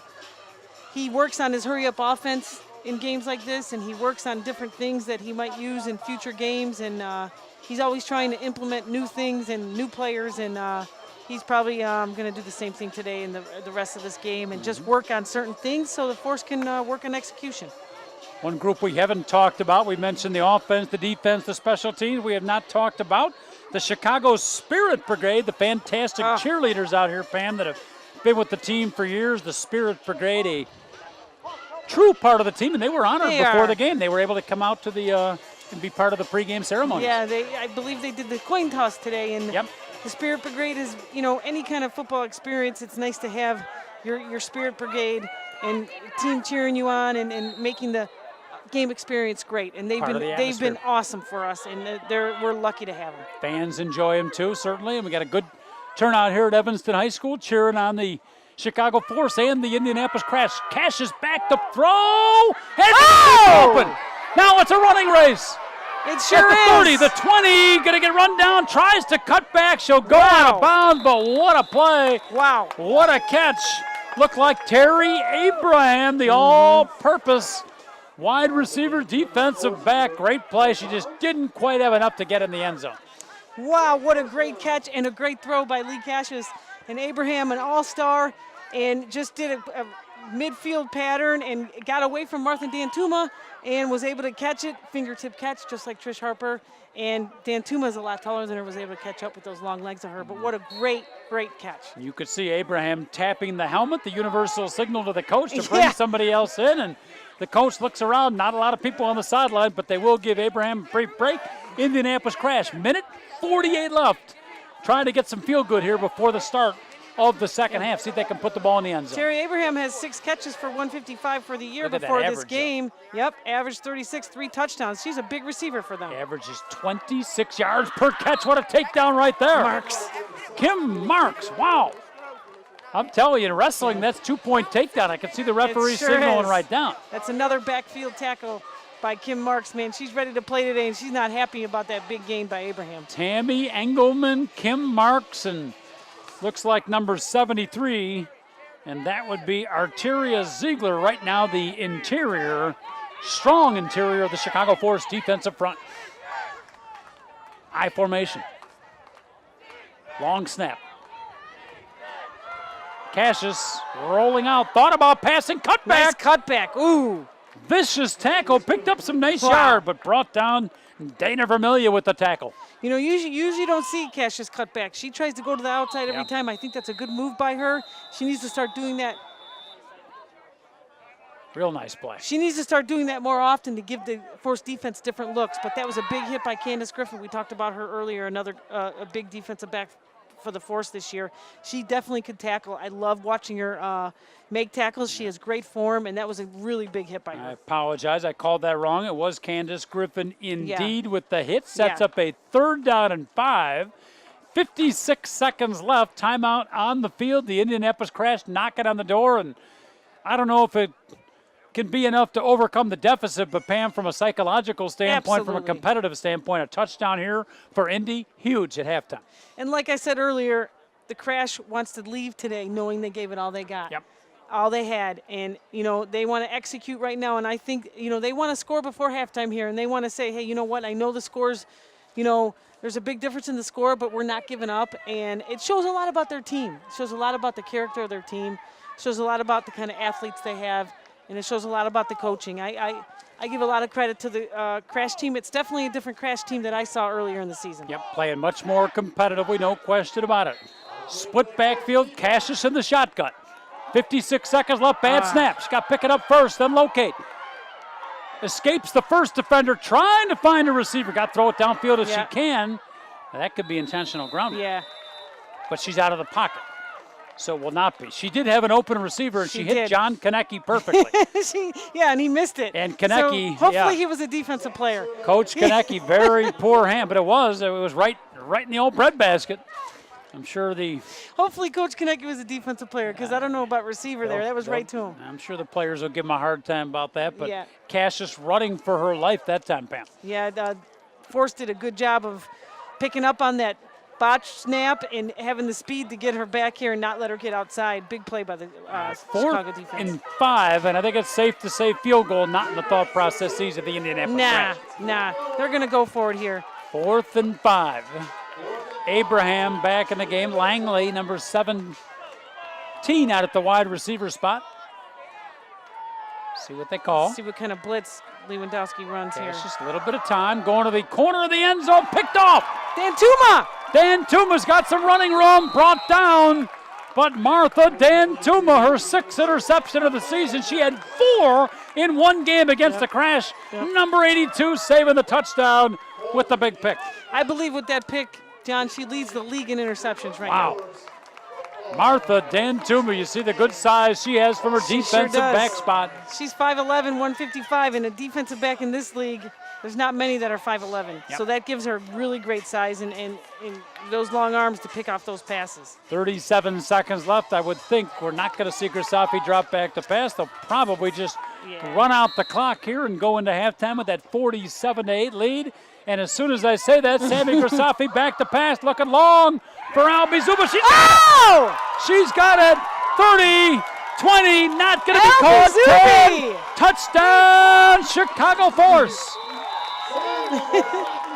Albie Zubi with the speed. They're getting behind. Our receivers are getting behind these Crash players, which is a no-no in defensive back play. And it just seems like all day our speed is just too much for the Crash. One of the best combo connections in all the Women's Football Alliance. Sammy Grasafi and Albie Zubi connect. As soon as Coach Cohen up in the booth calls for running out the clock, Sammy Grasafi, I think she heard that in her headset, said, heck with that, I'm throwing the ball down the field. I think she heard that too and said, no. We got a discussion going on. They bringing it back, Pam? I didn't see that earlier with all of our excitement. Let's see what happens here. Now, I got to tell you. Sammy doesn't look too happy here, Grasafi. Let's see what happens. And I would argue that the Indianapolis coaches might not be that thrilled either. 47-8. Yes. Your ball at the 30, 25-yard line, your own 25. Face mask, I think, against the Force. Okay. You know, the traditional sporting look right there, Pam, would be to run the clock out. Yes. So, a little bit of question. Again, if you're the Indianapolis coaching staff and players, I don't know how thrilled you are. No, I don't think you'd be to see thrilled the Force too. throwing the ball deep. But I do know in the WFA that points count when it comes to home field advantage. That could be a factor. And we talked about this last week, and I do think, not to disrespect any team, but because of the point differential in play in home field advantage. That's the reason why we do this. Yeah, well, and then I would argue, without knowing all the details of it, that they might need to look at that rule or at least have a cutoff point. I agree. Where, there's a point differential, because you don't want situations like this where you don't want to encourage superior teams to run off the score. You want to keep the competitive level of the game. Absolutely. I agree with that also. Thank you. It was always... I'll be putting my application in for commissioner probably sometime next week. Does it pay well? I think it does. We'll have to check it out. Good pass down the sidelines. Catch. And she makes one tackle or miss. Run tackle. Good tackle there. Whoa, that was a great hit by 42. Trish Furman. Harper on the catch. But I think Angelina Furman just took a little of that frustration that we're talking about. Now that's the kind of hit I like to see in football, whether it's men or women. That is fun to watch, and that's what it's all. Clean hit, but hard. Clean, hard hit, and as a defensive player, that gets me excited. I like that. I'd like to see that too of the crash. You got that look in your eyes again. I like to see that too of the crash, because this team has not given up. I'd love to see that competitiveness. And this Force have not given up on putting more points on the board either. Grisafi, a pass first, quarterback brought down. Good play. Brought down, and that'll bring us to the halftime, but good defensive play for the Indianapolis Crash. That's a good way to end it for the Crash. It sure is. But at halftime, it's the Chicago Force 47 and the Indianapolis Crash 8. And you see the fans hot but enjoying some of the best of women's tackle football here in the WFA. They sure are. And, we see that the Force has been dominating the Crash this game primarily. But when you see players of the Crash that are going both ways, making plays like this, end of the first half, down 47-8, I really like to see that. And I've said this all along. It's just nice to see that, competitiveness still going on with the score like this. All right, Pam Shaffrett, John Cohn keeping it right here and halftime. And again, the Force up 47-8. We mentioned now the winner of this game advances to the final 8. So you got 16 teams right now. Remember, you start with 63. And they will play the winner of the Atlanta Phoenix and the Jacksonville Dixie Blues. Is that their name? Right, I love some of the nicknames of the team. Now, both those teams, Atlanta 8-1 on the season.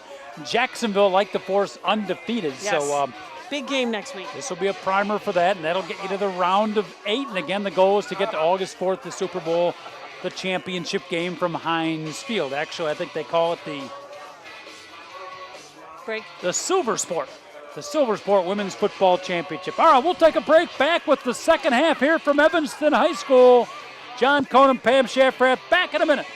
Force against Indianapolis.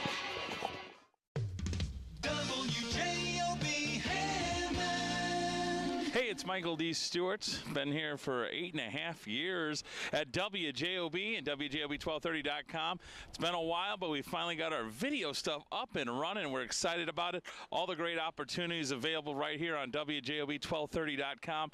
It's coming to fruition. Absolutely. And let's drink to that, my friends, as WJOB moves into the 21st, 22nd. We're ready for the 24th century right here at WJOB 1230. Once again, Michael D. Stewart, the Stu Man, program operations manager. I just call myself support technical entertainment worker, Stu, for lunch. There you go, buddy. WJOB. Cheers. Spin Nightclub is a sponsor of our Game Day MVP Award. At the end of each home game, we select an offensive and defensive player of the game. Spin Nightclub offers a comfortable and friendly environment for everyone, located at the corner of Belmont and Halsted. MOR is proud to be the team physician to the Chicago Bulls, Blackhawks, and your Chicago Force. That's Midwest Orthopedics at Rush, www.rushortho.com. Athletico. Isn't it about time you came off injured reserve?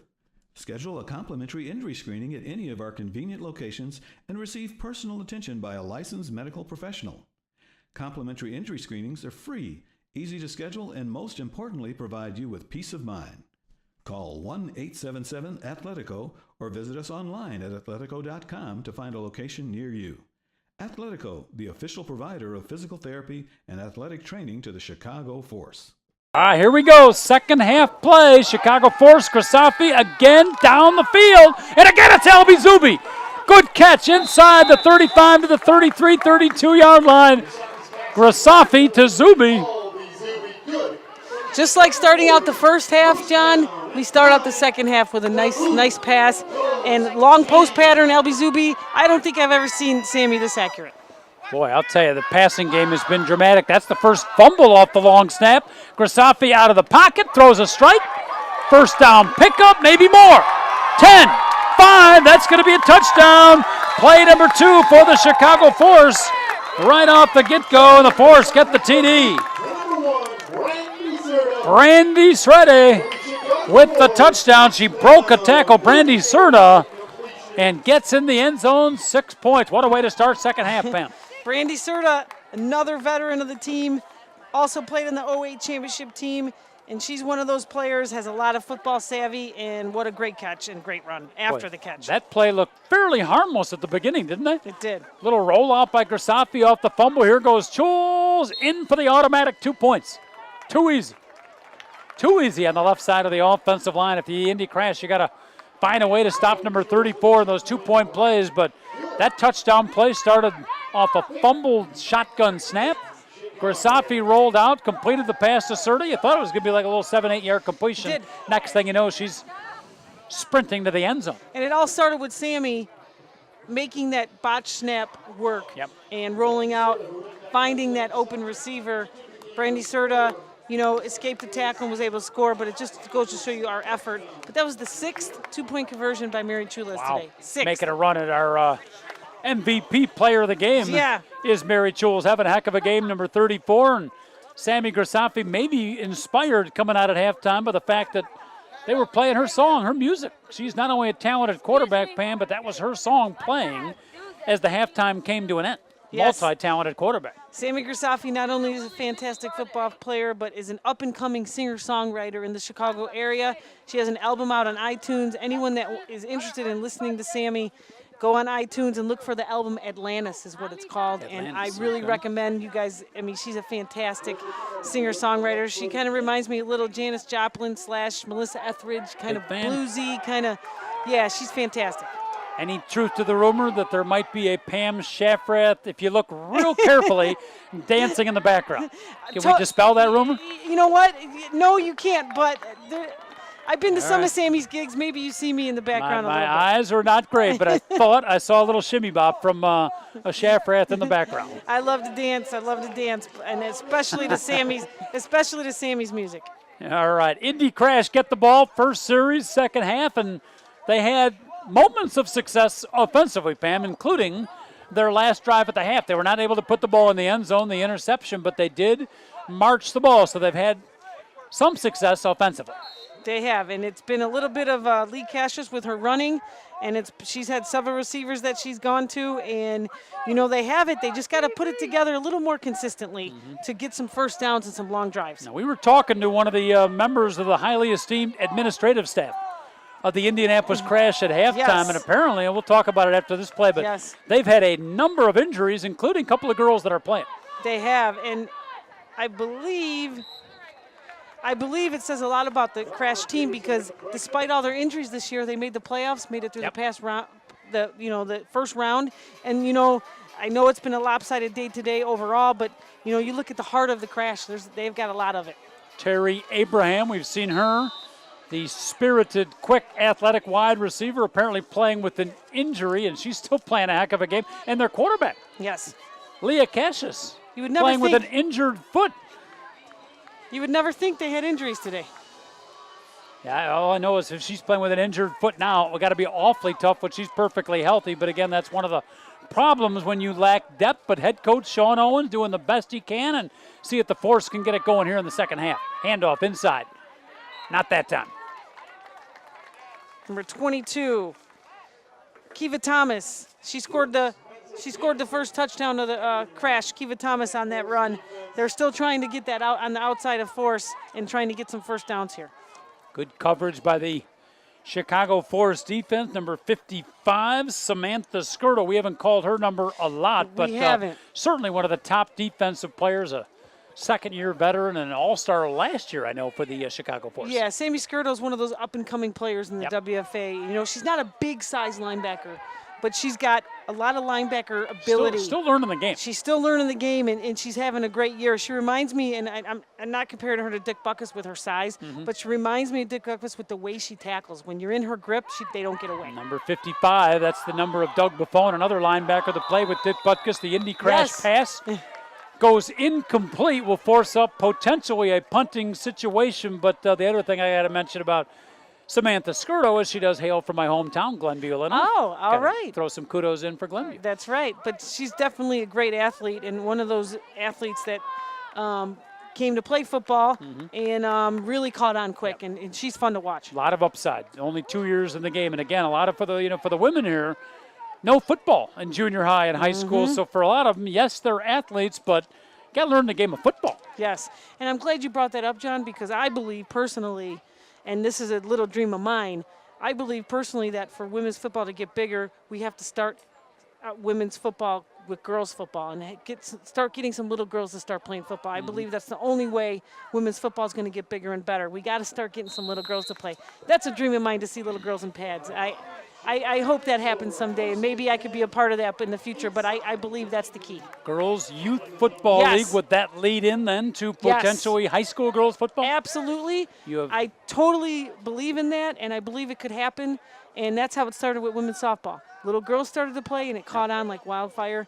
And I think it would take more time with little girls football, but I believe little girls are out there that would be willing to play. A lot of high school athletic directors going to lose a little bit of sleep listening to Pam Schaffrath talk about that with her busy sports programs. That would add to it, but who knows down the road. Right now we got Grisafi looking deep down the road for Bergeron, who tries the one-handed catch. Not there. Great effort and a nice job of coverage by the Indianapolis Crashers. Leah Cassius, their quarterback, with the injured foot back on cover. What a gutty effort today by Leah Cassius. We've seen some really good coverage by the Crash on some of these routes by the Force. That's just a go route by Ashley Bergeron down the sideline with Sammy's arm. Great coverage. Boy, and Grisafi just stretching out the field today. Inside handoff. Execution very crisp for the Chicago Force. They're faking, Pam, and I remember that from last year. Their deception and the execution, fundamentally, the way they sell their fakes. Here comes the hurry-up offense and that good, strong offensive line up front. Pulling guard. Oh. Well defended. That was 42. Angelita Furman of the Crash, one of their top defensive players. She read it that time. I always said offense is deception and execution, and defense is reading, reacting. And it's offense is just a different type of mindset than defense, and the Force does a really good job of deceiving. April Priest, the number 87, was in on that tackle too. Here comes Great block. Sprint out to Serta. She scored the touchdown right before the start of the second half. Got a great block indeed. Picks up a first down, and the Force, with 55 points already on the board, are marching towards the number 60. Got a timeout on the field, but that was a first down pickup, and all of a sudden starting to have an impact on the game. Number 1, Brandy Serta, injury on the field. You know, that was just a little screen pattern out of the backfield with Brandy Serta, and the key to that play was a block by Albion Azubi downfield. She was able to get a lot of yardage, John, but it looks like we have a Crash player down. Should mention with injuries that Midwest Orthopedics at Rush Hospital, nationally recognized, Pam, as a leader in comprehensive orthopedic services and sports medicine. MOR is proud to be the team physician to the Bulls, Blackhawks, and our very own Chicago Force. Midwest Orthopedics at Rush, www.rush-ortho.com. Yeah, the Midwest Orthopedics is a great group for us, and the doctor there that really helps us is Kathy Weber, and she's an amazing doctor, and she does a lot for women's sports. And they're also the same group that are the head doctors for the White Sox and the Bulls. So we're running with some good company there. All right, well, I played basketball for the first time in about 9 months, a couple of days ago, and if Kathy's available after the game. How you feeling? I may need a visit. I may need to talk to Kathy a little bit. She's a fantastic doctor. She'll take care of you. Excellent. Got back issues, hamstring issues. Yeah. Well, what are you, 40 now? Oh. 40s. Thank you very much. Thank you. I'll come back for the next game. Okay. All right, here we go. Sammy Grisafi from the shotgun, looking to attack, off the rollout this time, passing game again. Open receiver, Serta. Balls! I believe that'll be a live ball if recovered. It is. It's going to be the Indy crash ball. Leah Cassius recovering the football. Brandy Serta was what, Pam? 2 yards away from pay dirt, yards. and she coughed up the football. 2 yard, and even 1 yard line, but that goes to show you how hard the Crash are still playing. Even behind 55-8, they're still hitting hard, and they're making forced fumbles like that. I mean, it shows. I know I sound like a broken record, but it shows a lot about this Crash team. They're still hitting hard, and we're same thing earlier. Brandy Serta, not the biggest receiver on this team over the year, but here she has 3 receptions, and it goes to show you how deep the force is too, even with that fumble. Another player that hasn't been big all year coming up with 3 receptions in a row here. So we're a talented team. You got to look on the screen at number 21, Terry Abraham, one of their injured players. She was in on that recovery and hit as well. So the Crash get the ball back. No rest for the weary. Abraham and Cassius now have to turn around and play a little offensive football. Cassius behind center this time. No shotgun. Straight handoff up the middle. Good pickup.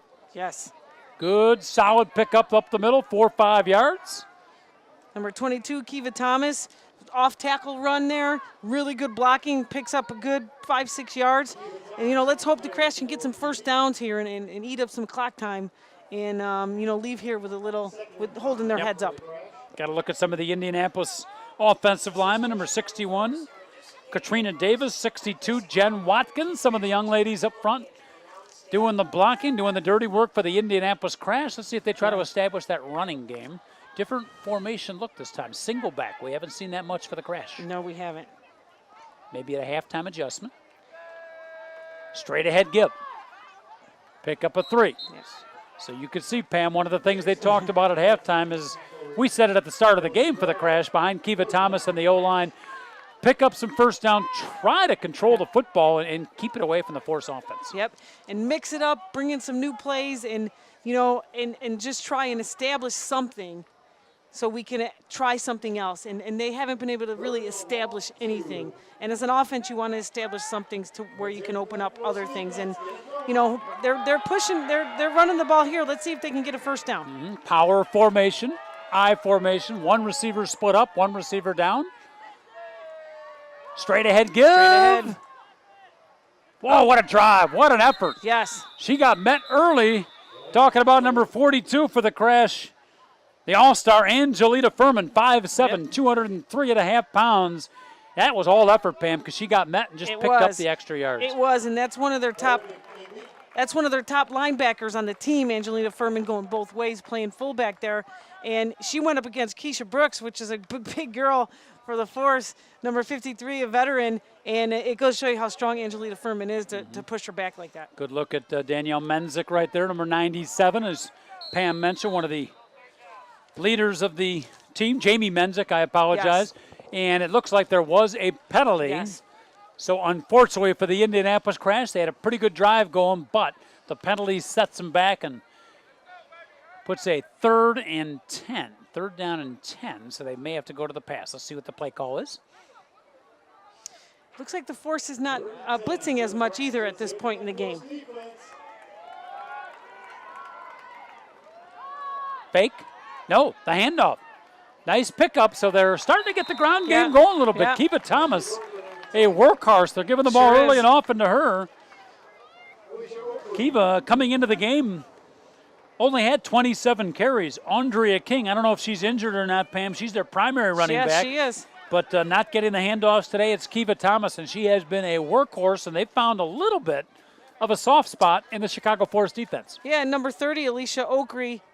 Number 30, Alicia Okry with the tackle, and Brenda Van Quick with the tackle. When cornerbacks are making tackles, that means the linemen and linebackers are getting blocked, which is a good job by the Crash offense. Mm-hmm. All right, we got the 4th down, deep in their own territory, and I believe we going for it or kicking?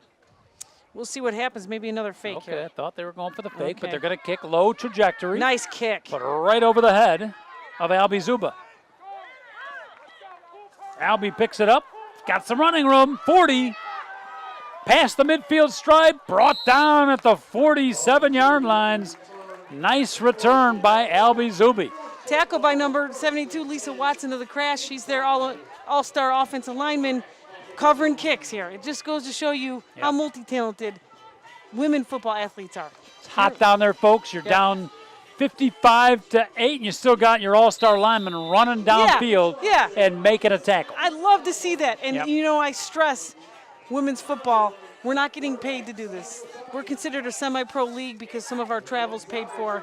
But women's football is all about heart. Love of the game. It's loving the game, and that it's just pure football, and it's just really fun to be a part of.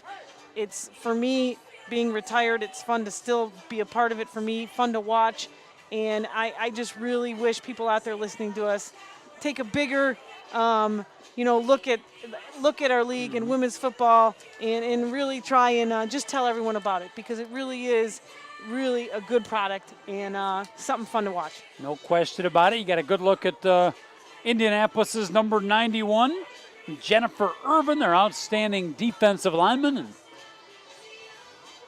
And they get the contracts. You're not getting paid certainly millions of dollars to play in the Women's Football Association. Hopefully down the road that would be one of the goals. That would be nice. Where the players could get paid. It would be. And, you always got to start somewhere.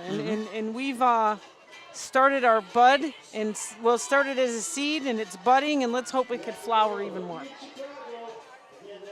They start paying the big bucks. That might be enough to get Shafrath out of the booth back onto the field. I'll be your agent. 10% will probably do it. Maybe 12% for hardship. All right, here we go. It was fun being part of the beginning process of that. Yep. I rather lay the groundwork, which is great, and we did. You get a chance to talk to the young player. I think you had mentioned you talked to the team or some of the players before the game. Oh yeah, I always try and talk to some of my old teammates, and definitely I always try and talk to the team before each game, and I'd love to get a sense of how they're feeling, what they think about the game, what they think about their upcoming opponent. But I love to get the feel of how they're feeling on the field, and this team this year reminds me a lot of our 08 team. Because they've got a good mix of veteran players with new players. And I think any championship team has good leadership. And I think this team has good leadership, and I think that's the key to any championship team. I don't care. You can have 80 All-Stars on a team, and you might not win a championship because there isn't good leaders. But this team has good leaders, and I think we have every piece of the puzzle this year like we did in 08, and that's why I believe we have a good chance of going back. Probably one of the issues, Pam, and again, you could speak better to it, but one of the keys for the whole league is to get more balanced competition. Yes. You still see too many lopsided scores. I agree. And for the Chicago Force and for some other teams, when you don't consistently get hard competition, you go to those tough playoff games and you're not quite as ready as you would be as if you played regularly stiffer competition. So that's got to be a goal for the league. It's a huge goal for the league. And, what the IWFL did. Shovel pass right there to number 28. She was injured in the first half. Good to see her back. That is Brandy Hatcher. I do believe, yes, Brandy Hatcher. What a great shifty running back to complement Melissa Smith, our power running back. Been a big part of the season. But like you said, I do believe the goal of the league is to get a little more balanced as far as, competition. And I believe if we can get more balanced teams and better competition, more people will watch. But I do think that's been a problem for the Force over the years is our schedule during the year hasn't been that strong, and the games are lopsided. Then you go into the playoffs and you play the better teams, and it hurts you because you're not used to playing competitive teams all year. And you're limited expense-wise to travel. You can't travel all around the country, play some of the top teams. Grisafi off the fake. A rare run by Sammy Grisafi. She's a pass-first quarterback, but an excellent athlete. She can take off. Got a nice pickup and then a good tackle by the Indy Crash. I'm smiling watching that because I know Sammy's mom's watching. I want to say hi to Kimberly Grisafi. I know she watches and listens to us every game. Sammy hails from Redlands, California, correct? Yes, Redlands, California, and her dad, Greg, listens too. They're great parents, great people. And I smile when I watch Sammy run because I remember playing with her. Yeah. And Sammy doesn't mind running. She doesn't mind getting hit. She kind of reminds me a little bit of Brett Favre where – who did I compare it to earlier? I forget. Aaron Rodgers. Aaron Rodgers. So now I'm compared to Brett Favre, both Green Bay Packers. But Mom and Dad wince a little bit when she takes off. She likes to sling, but she also likes to get hit. She's not scared to run. I love that about Sammy. Yeah, she was for the boys team, was she not the starting quarterback for the junior varsity for a fairly competitive California high school? I believe it was varsity, and I Wow. believe she was the first women's quarterback to get in a game in varsity football in California. Wow. So Sammy brings a lot of experience to the game, and she's a good and special athlete. Chicago Force lucky to have the charismatic Sammy Grisafi, a quarterback, very emotional player, very spirited, but as you mentioned, Pam, in her veteran years here, she's been around for a while now. She is taking that emotion and using it in a positive way and becoming a much, much better, more effective, more comfortable team leader. She's able to challenge that emotional part of her game and make it work for her, and has really stepped up as a leader this year. I was on the sidelines for a couple of her games when things aren't going well. I still got the third rib on the right side, which still was bruised a little bit from Sammy, but what a competitor she is. Yes, she is. Snap, little play action fake, well set up, nice play. But unfortunately, number 81, Trish Harper, who's got a touchdown to her credit today, tripped a little bit, not able to come up with the football. Looked like she stumbled and couldn't, regain her balance to catch that ball on that. What a great athlete she is. Again, for a lot of other teams, Trish Harper probably could be your feature receiver. Absolutely, and like I talked about earlier, we have so many good receivers that someone like Harper is probably the fourth receiver in the line of receivers we have. Top two receivers for the Chicago Force. You're not seeing them much this afternoon, folks, but you will, assuming the Force hang on next week right here. We'll talk about as the game goes on. We'll be back with you next Saturday, 7 o'clock tip-off for round number 3 of the playoff. But Jeanette Gray and Liz Straczynski are their top two receivers, and they're pretty much getting a rest today. Yeah, they are, and they're both fantastic and have been huge for us this year. And good targets for Sammy. Up the middle, Mary Choles, who's got a bunch of two-pointers, bowls her way just short of the end zone, but absolutely a contender for our Spin Nightclub. Absolutely. MVP award today is number 34, Mary Choles, having one of her finest game ever for the Chicago Force. And I want to ask you, John, does she look like a rookie running back to you? A rookie running back? She looks like a veteran running back. Thank you. And she just scored another touchdown off the right side of the line. Brings the Force up to 61 points. And they'll go for the two-pointer, and safe to say they're going to give it to number 34. Let's see. Her second touchdown of the day for Mary Chules. Got Rebecca Tustad in front of her as the lead blocker. There's the pitch. And she gets in. I don't know what the two-point conversion record is in the WFA, Pam, but I got to believe Mary Chules today has got to be near that record. Yeah, I believe that's her 7th two-point conversion today for Mary Chules. Yeah, you see Mary Chules run. She's a rookie, and she's the type of runner that keeps her feet moving. And for a running back, I think that's key. And I think for a running back also is you want to stay upright and really hit with your shoulder. Shoulder down, and she does that. And in connection with her feet moving, she's a fantastic running back. She just looks like a natural out there, and I think she's really open to coaching.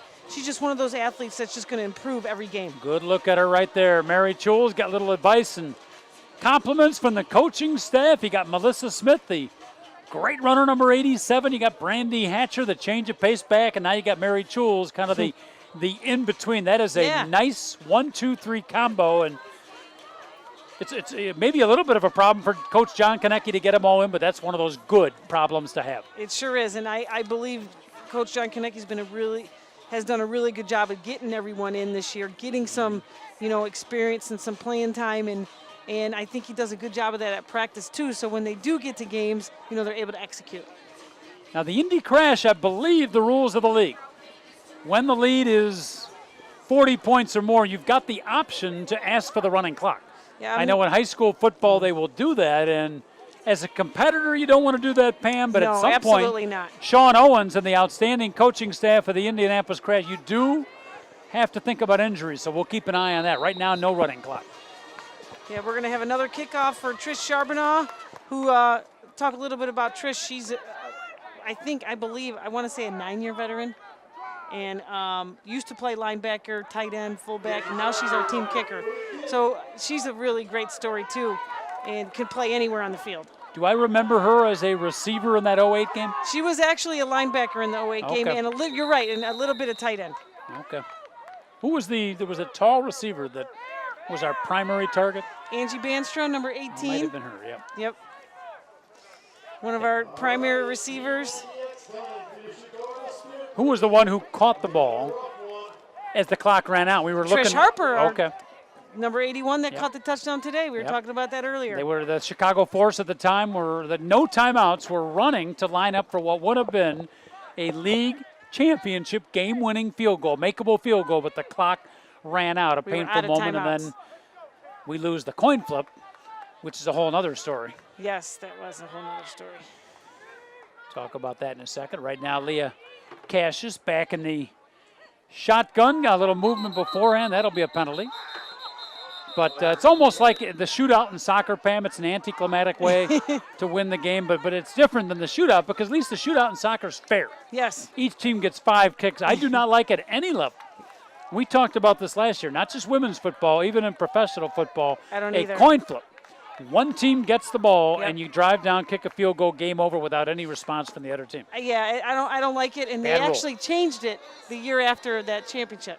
In women's football. Yes. Well, they've changed it in pro a little bit for the playoffs. And they've changed it now for us. And for what's women's the new football. rule?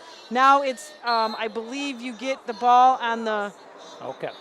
So like college. Yes. 4 yes. plays from the 20 or the 25-yard line. Yep. Okay. Much more equitable. Yep.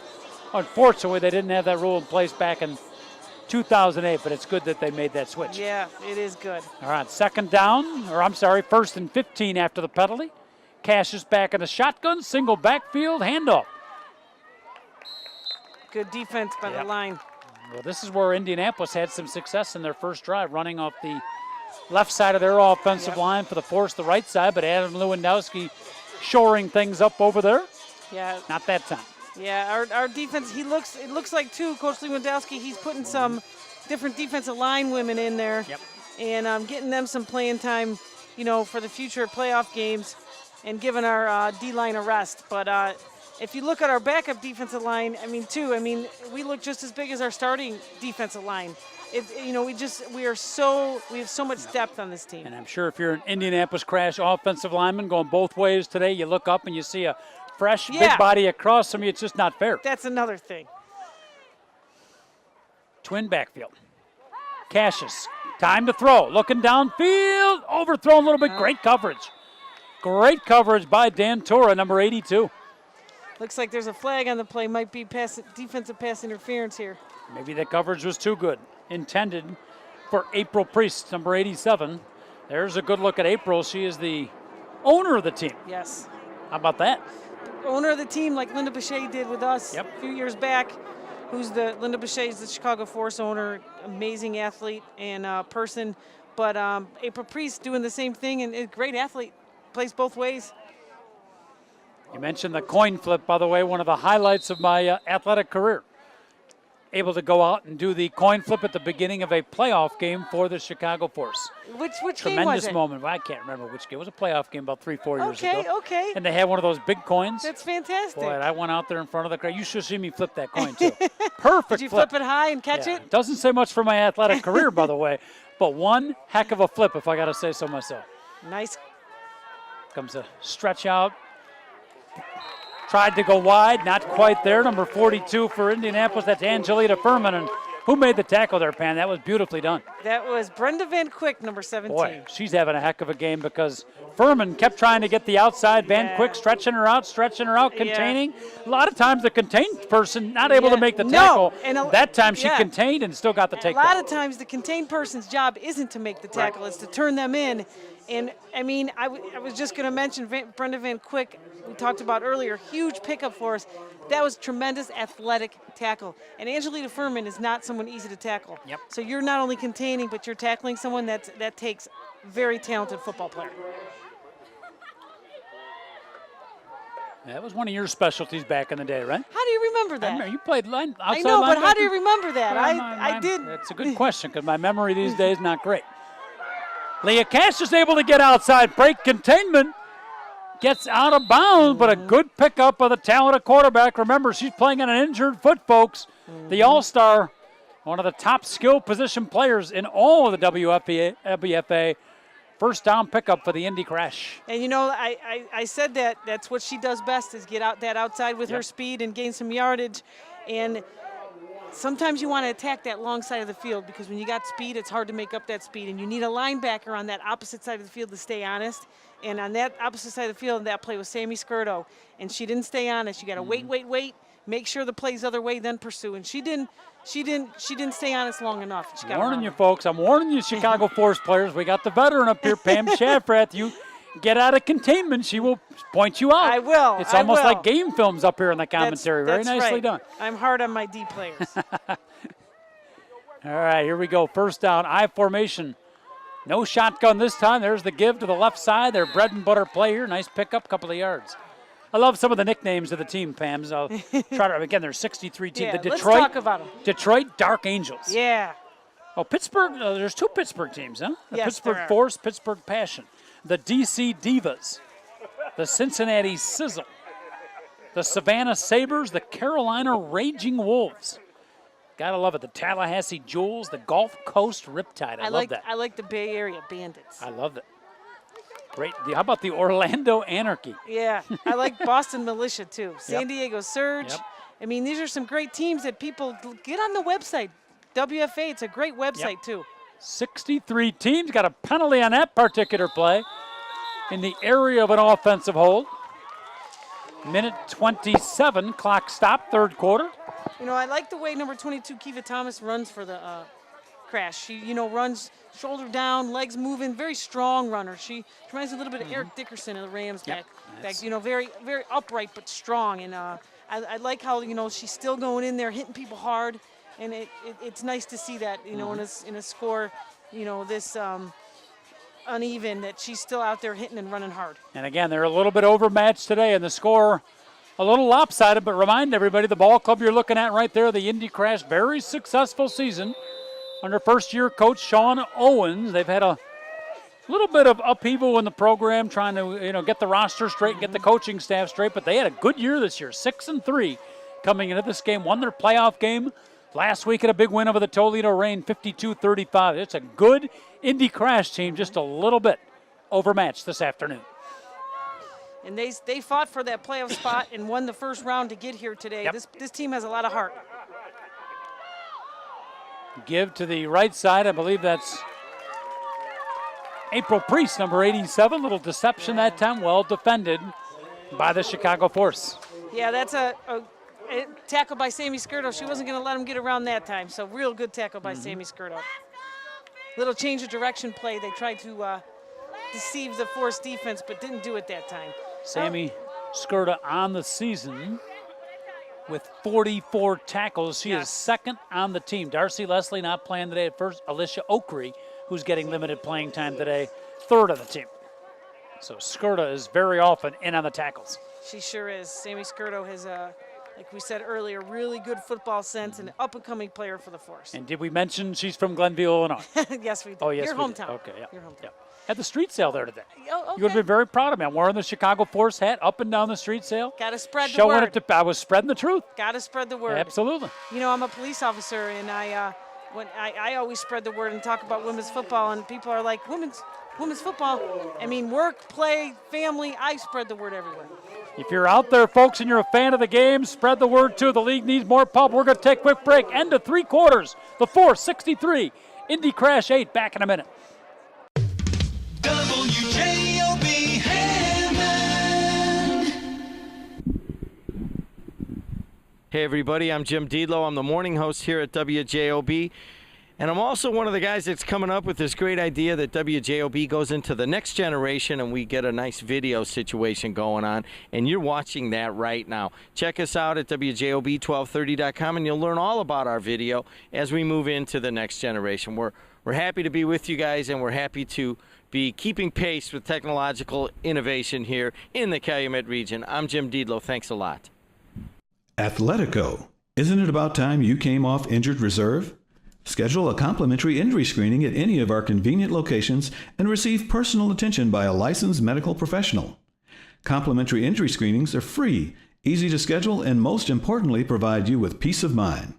Call 1-877-ATHLETICO or visit us online at athletico.com to find a location near you. Athletico, the official provider of physical therapy and athletic training to the Chicago Force.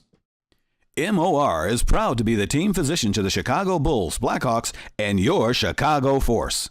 That's Midwest Orthopedics at Rush, www.rushortho.com. Spin Nightclub is a sponsor of our Game Day MVP Award. At the end of each home game, we select an offensive and defensive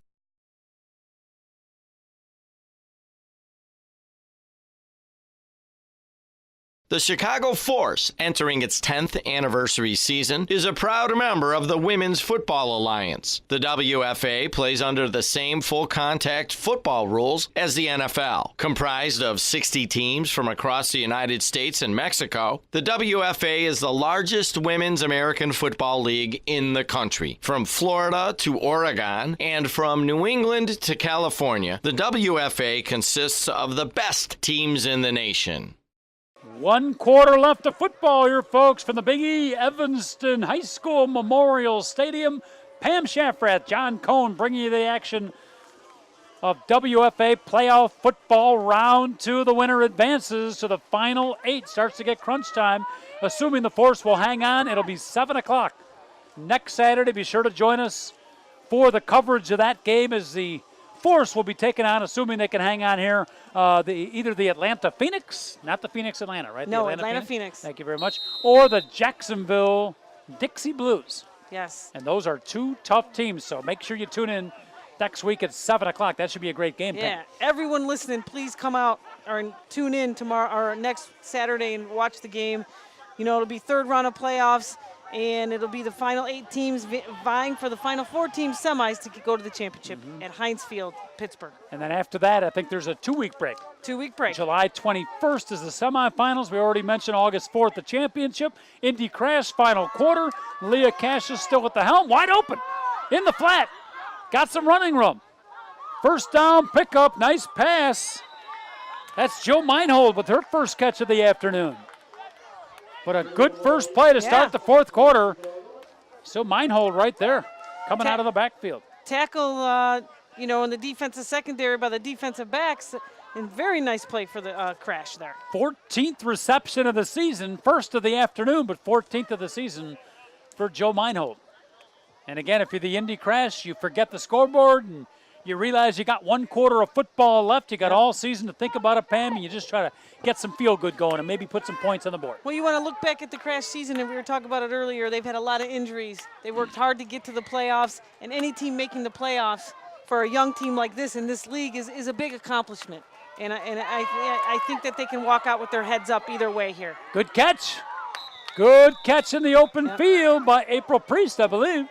Number 87, another 2-way player today. You know what I like about April Priest on that catch, John, is she fought for that ball. And as a receiver, I think you're taught when that ball's up in the air, it's anyone's ball, defensive back, wide receiver, and a wide receiver, good wide receivers fight for the ball. And that's what she did there, and I like to see that. 5'6", 145 pounds. She not only plays, she's the owner of the team, April Priest from Indianapolis.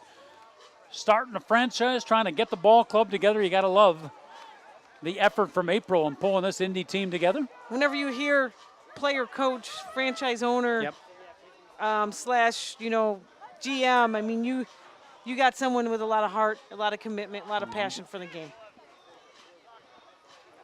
Yeah, I want to talk a little bit about someone on defense for the Force, number 21, Rebecca Tewstead. She's a veteran that stopped playing in 07, came back last year, and she was an original member of the Force back in 03. So she's a big addition to the Force this year. Yeah, what the girls, is it injuries sometimes? Is it jobs that they stop playing? And then I'm sure it's love of the game that they come back. Absolutely. Like we said earlier, we don't get paid to play. We don't get paid to play football. So, 100%, 99% of people have full-time jobs. So this is something they do in their off time, and it's a huge commitment. And hand off to Hatcher here, but that's a huge commitment. Whoa. Brandy Hatcher Wow. with a big pickup up the middle. So to finish what I was saying, a lot of us that play women's football, we're not being paid to play, so we have a full-time job. And a lot of times people have to leave for family reasons, because of the time commitment, or because of their job. And I believe that's why Rebecca Tustead left, because she her job and then came back. Handoff inside the Chules. Good pickup. Force on the march again. Clock running. Pam, the commitment in the off season and then during the season, like roughly how many practices per week do the young ladies have to show up, and when do they, like when the season ends, you get like what, a 3-4 month break? Yeah, the season ends, for the Force it always ends late, which is always end of July, August, and then they start up again in January. So So that's 4 or 5 month break, right back up again beginning of January, and you start conditioning, and it's a huge time commitment. During the season, 2 practices a week? During the season, 3 practices a week. Plus weekend travel.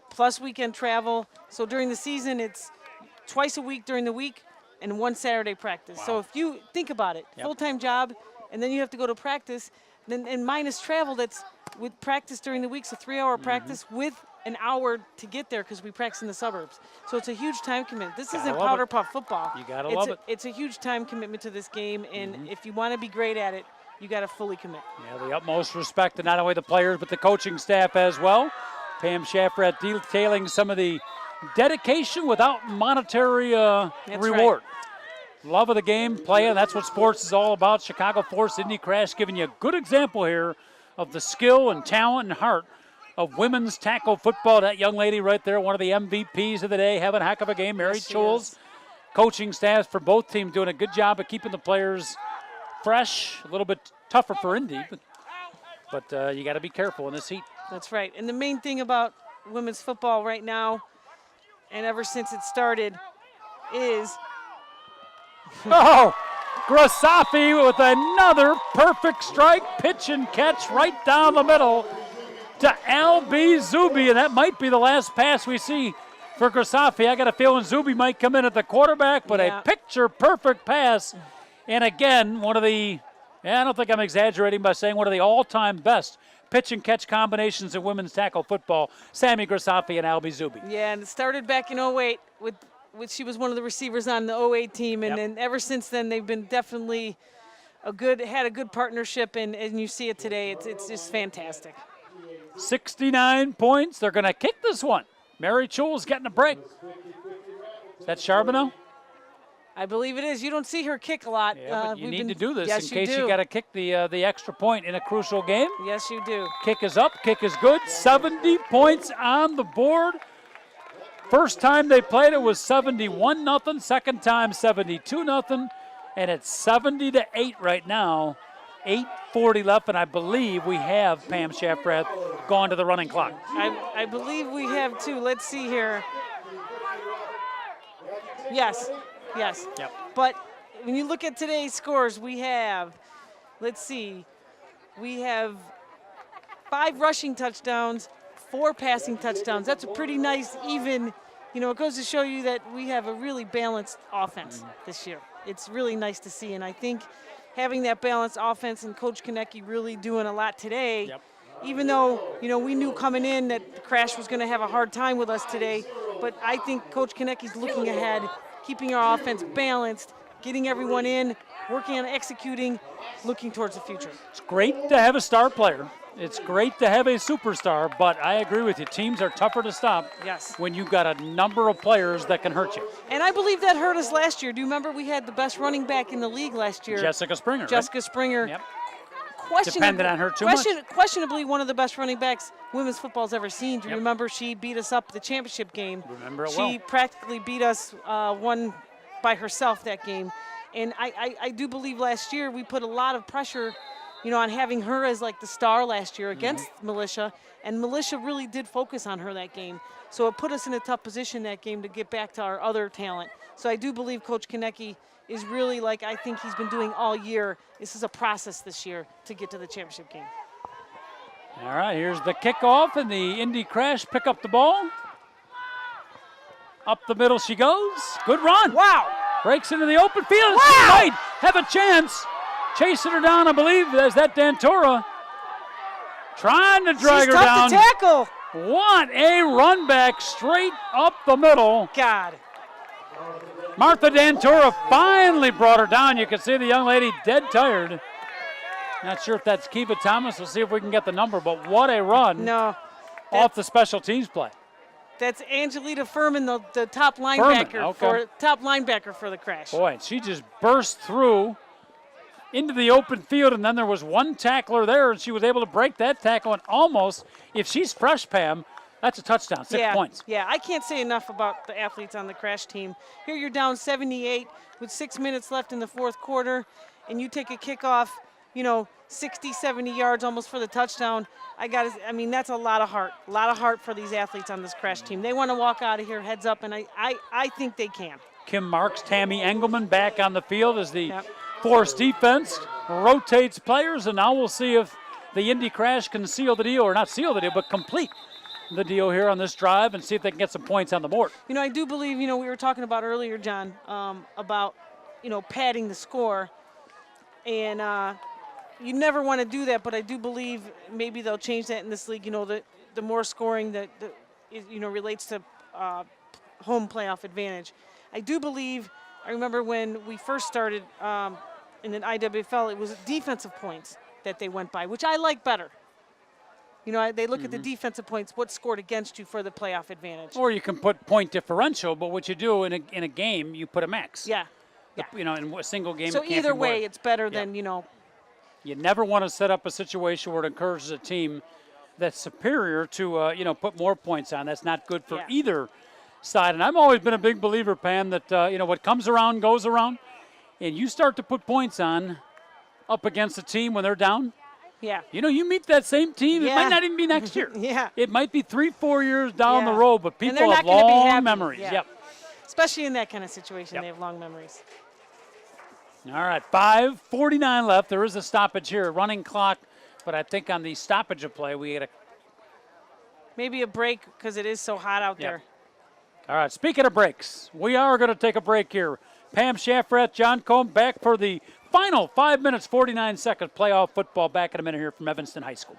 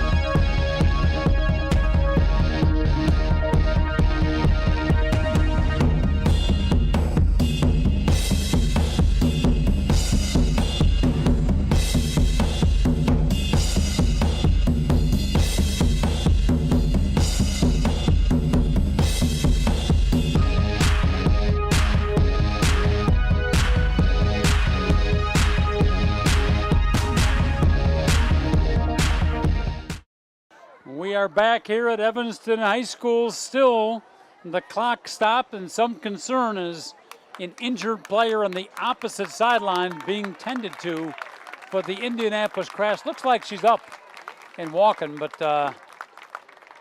it was a long stoppage of play here in the game. 5 minutes, 49 seconds left, fourth quarter football.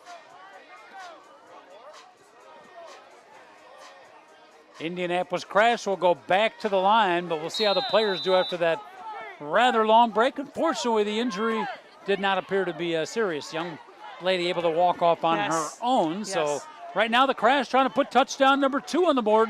8 points. Cassius with the give.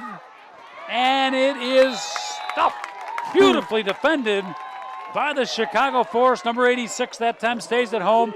Dawn Peterson. There's the name we haven't called much today. I know. Dawn Peterson, a veteran. She one of the originals? Not one of the originals, but a longtime veteran, and she's one of the all-star linemen on the Force. Now she's on the defensive line making tackles, and I believe Mary Chulas was in on that tackle too. Dawn Peterson's getting a little bit of rest today, but she is obviously a longtime veteran of the team, one of their key defensive players. Kim Marks up front as well. Dawn Peterson went to Ohio State, the Ohio State University. A Buckeye. Yep. Cassius, cutback. I like that move. She's fast. And she's in. Wow. Got it. Leah Cassius, you talked about it, Pam, when she rolls out and then makes that athletic cutback move on a broken foot, folks. Don't forget. Fantastic. That's the move, and she did it right there and caught the Chicago Force defense a little bit off balance. And I know she likes to get outside, but with her speed, that cutback is really hard to defend, especially for an athletic linebacker. If you're going out to defend her on that, on the outside, to cut back is very hard to do, and that she's good at it. Very fantastic. Indianapolis Force shut out 2 times. Indianapolis Crash shut out 2 times already this season, have put up 14 points. They're going to try to make it 16, but they're going to lose the ball game, but that does give them a little bit of momentum, a little bit of optimism as they're able to get a couple touchdowns against that stout Force defense. 2-point attempt, quick pass. Not there. That was, let's see, number 87 was April Priest was the intended target for that pass and just didn't get the timing down on that. All right, you got the running clock, though, so at 3:41 with the running clock, it's going to go quickly, Pam. So we do want to remind folks. We'll have to wrap it up, too. We do want to remind folks that next Saturday we will be back on quarterfinal round of 8 as the Chicago Force right here at Evanston High School will be hosting again, taking on either, and I think the game is later tonight, so we don't know the result yet, Atlanta or Jacksonville. Yes, that'll be fun to see the outcome of that game. And like John said, everyone, we're back next week. Please join us. It's going to get more and more exciting. As the team join us here at the stadium if you can make it. Yep, that would be fantastic. The game experience here is great, and it's going to get more and more exciting. 16 teams go down to 8 next week, and big game next week. Big game next week for the Force as we move on to the goal of getting back to the championship game and finishing it this year. Jacksonville, by the way, they've scored 221 points this year. Their opponents, 21. Big defense. Wow. It's going to be a good defense against a good defense if Jacksonville wins. Hey, we got to thank our crew up here and down in the field doing a great job. Robert Cantoon, the guy directing us and bossing us up around here, keeping us on time, hitting the brakes and everything. Robert doing a great job, and the whole crew for WJOB AM 1230, all the camera guys and down on the field, Pam, doing a really tremendous job bringing both us and you, the viewer, the game today. Hey, I think this radio station, WJOB, is doing a good job and kind of stepped us up from, into the Cadillac section of broadcasting here. And, hopefully with the addition of them, women's football can get better and better because it's important that we get more viewers and more listeners. So we thank them a lot this year. The Force thanks them very much. Absolutely. I may drag Robert home with me this weekend. And the way he's got us on time and on schedule here, I've got a 16-year-old and 18-year-old son that I may have Robert talk to a little bit afterwards if he can make the trip. And I do know Indy Garcia, our play-by-play guy that is up here with me a lot of the times, is listening too. So we got to do a hey out to him because he's a fantastic part of the crew. Where is he? Vacationing in Hawaii now or what? I think he is on vacation. I do. How do you like that? 2-minute warning. John Konecki huddling up with the ball club. I just feel lucky that I get to work with play-by-play guys like you and Andy. I mean, very lucky. Well, you don't remember it, but I do. I remember competing against you in softball for many, many years, and now being a teammate with you up in the booth, and I can very convincingly say it's a lot easier being on your team than going against you. I don't know. I do remember way back. We had a pretty good team back in high school. Oh, my goodness. With Coach Leroy Kaplan? Yes, he was. He talked about keeping us on our toes. What a fantastic coach, and I have a lot of good memories with him. The Glenview Travelers, one of the favorite teams I ever coached. Yep. And we were you guys were the Lincolnwood. I don't remember our nickname. I got to think about it. Lincolnwood. But we were the Lincolnwood. Lincolnwood All-Stars. Lincolnwood All-Stars, yeah. Lincolnwood All-Stars. Leroy was not into creative names. No, all right. no. Here we are, minute 56 left. Grisafi still at quarterback. The reason you would not have Albie Zubian? I don't know. I think Sammy's I know Sammy wants to play every down. Maybe he wants to keep Sammy at wide receiver because I think that's going to be her key position down the road, and just wants to keep maybe her practicing running her routes maybe. Okay, and interestingly, the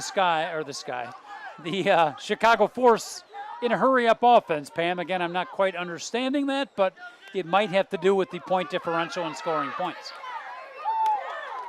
And I would again say, if indeed that's the rule, time to change the rule. You see John Konecki with the 2 fingers up. Dana Vermillion had a heck of a game. She sure did. Some really good receptions beginning early in the game. And I got to tell you, up in the booth here, there's still a lot of hard hitting out there, which I like to see. No question about it. 1 minute left, and the Indianapolis Crash will finish their season, but what a season it was. Had some solid success. Let's hope they can gain some continuity, keep Sean Owens and April Priest, keep that team together, pick up some more players. And you hate to make competition tougher for us, but that makes you stronger, and we want to see the Indy Crash come back bigger, better, and stronger next year. Yes, and I think they will, and with the addition of more players and a bigger roster, I see a contender in the future in the Crash. And, like we were talking about earlier with recruiting, I think every team, across the country, needs to, if they get some players, I think the competition in this league will get closer and closer and become a better league. 20 seconds left, folks. It takes 1, 2, 3, 4 games to march through the playoffs and win it all. The ultimate goal, Heinz Field in Pittsburgh. Well, one of those 4 games is in the books. The Chicago Force are going to win as the clock down to 5 seconds. 70-14, your final score. And Pam Shafrath, an impressive effort all around. We were worried maybe a little bit about overconfidence. Not the case as the Force celebrate. No, we came into this game knowing that each game counts in the playoffs, and you work all season to get here. And I don't think the Force was going to overlook the Crash, and I'm glad they didn't. But the Force, I know on the field before the game, very focused, very determined, one game at a time, and they showed that today. The traditional handshakes at the end of the game. Well officiated game, too. Nice job by the officials. Good sportsmanship all around, well-played game. And Pam, you gave the pep talk a little bit today. You got a week to prepare another pep talk because they'll be playing 7 o'clock next Saturday against the winner of Indy, against the winner of Jacksonville and Atlanta. Can't wait to be here next week with you, John. All right, thanks for listening, folks. 70-14, your final score. John Cohn, Pam Shafrath saying goodbye and have a great rest of the evening.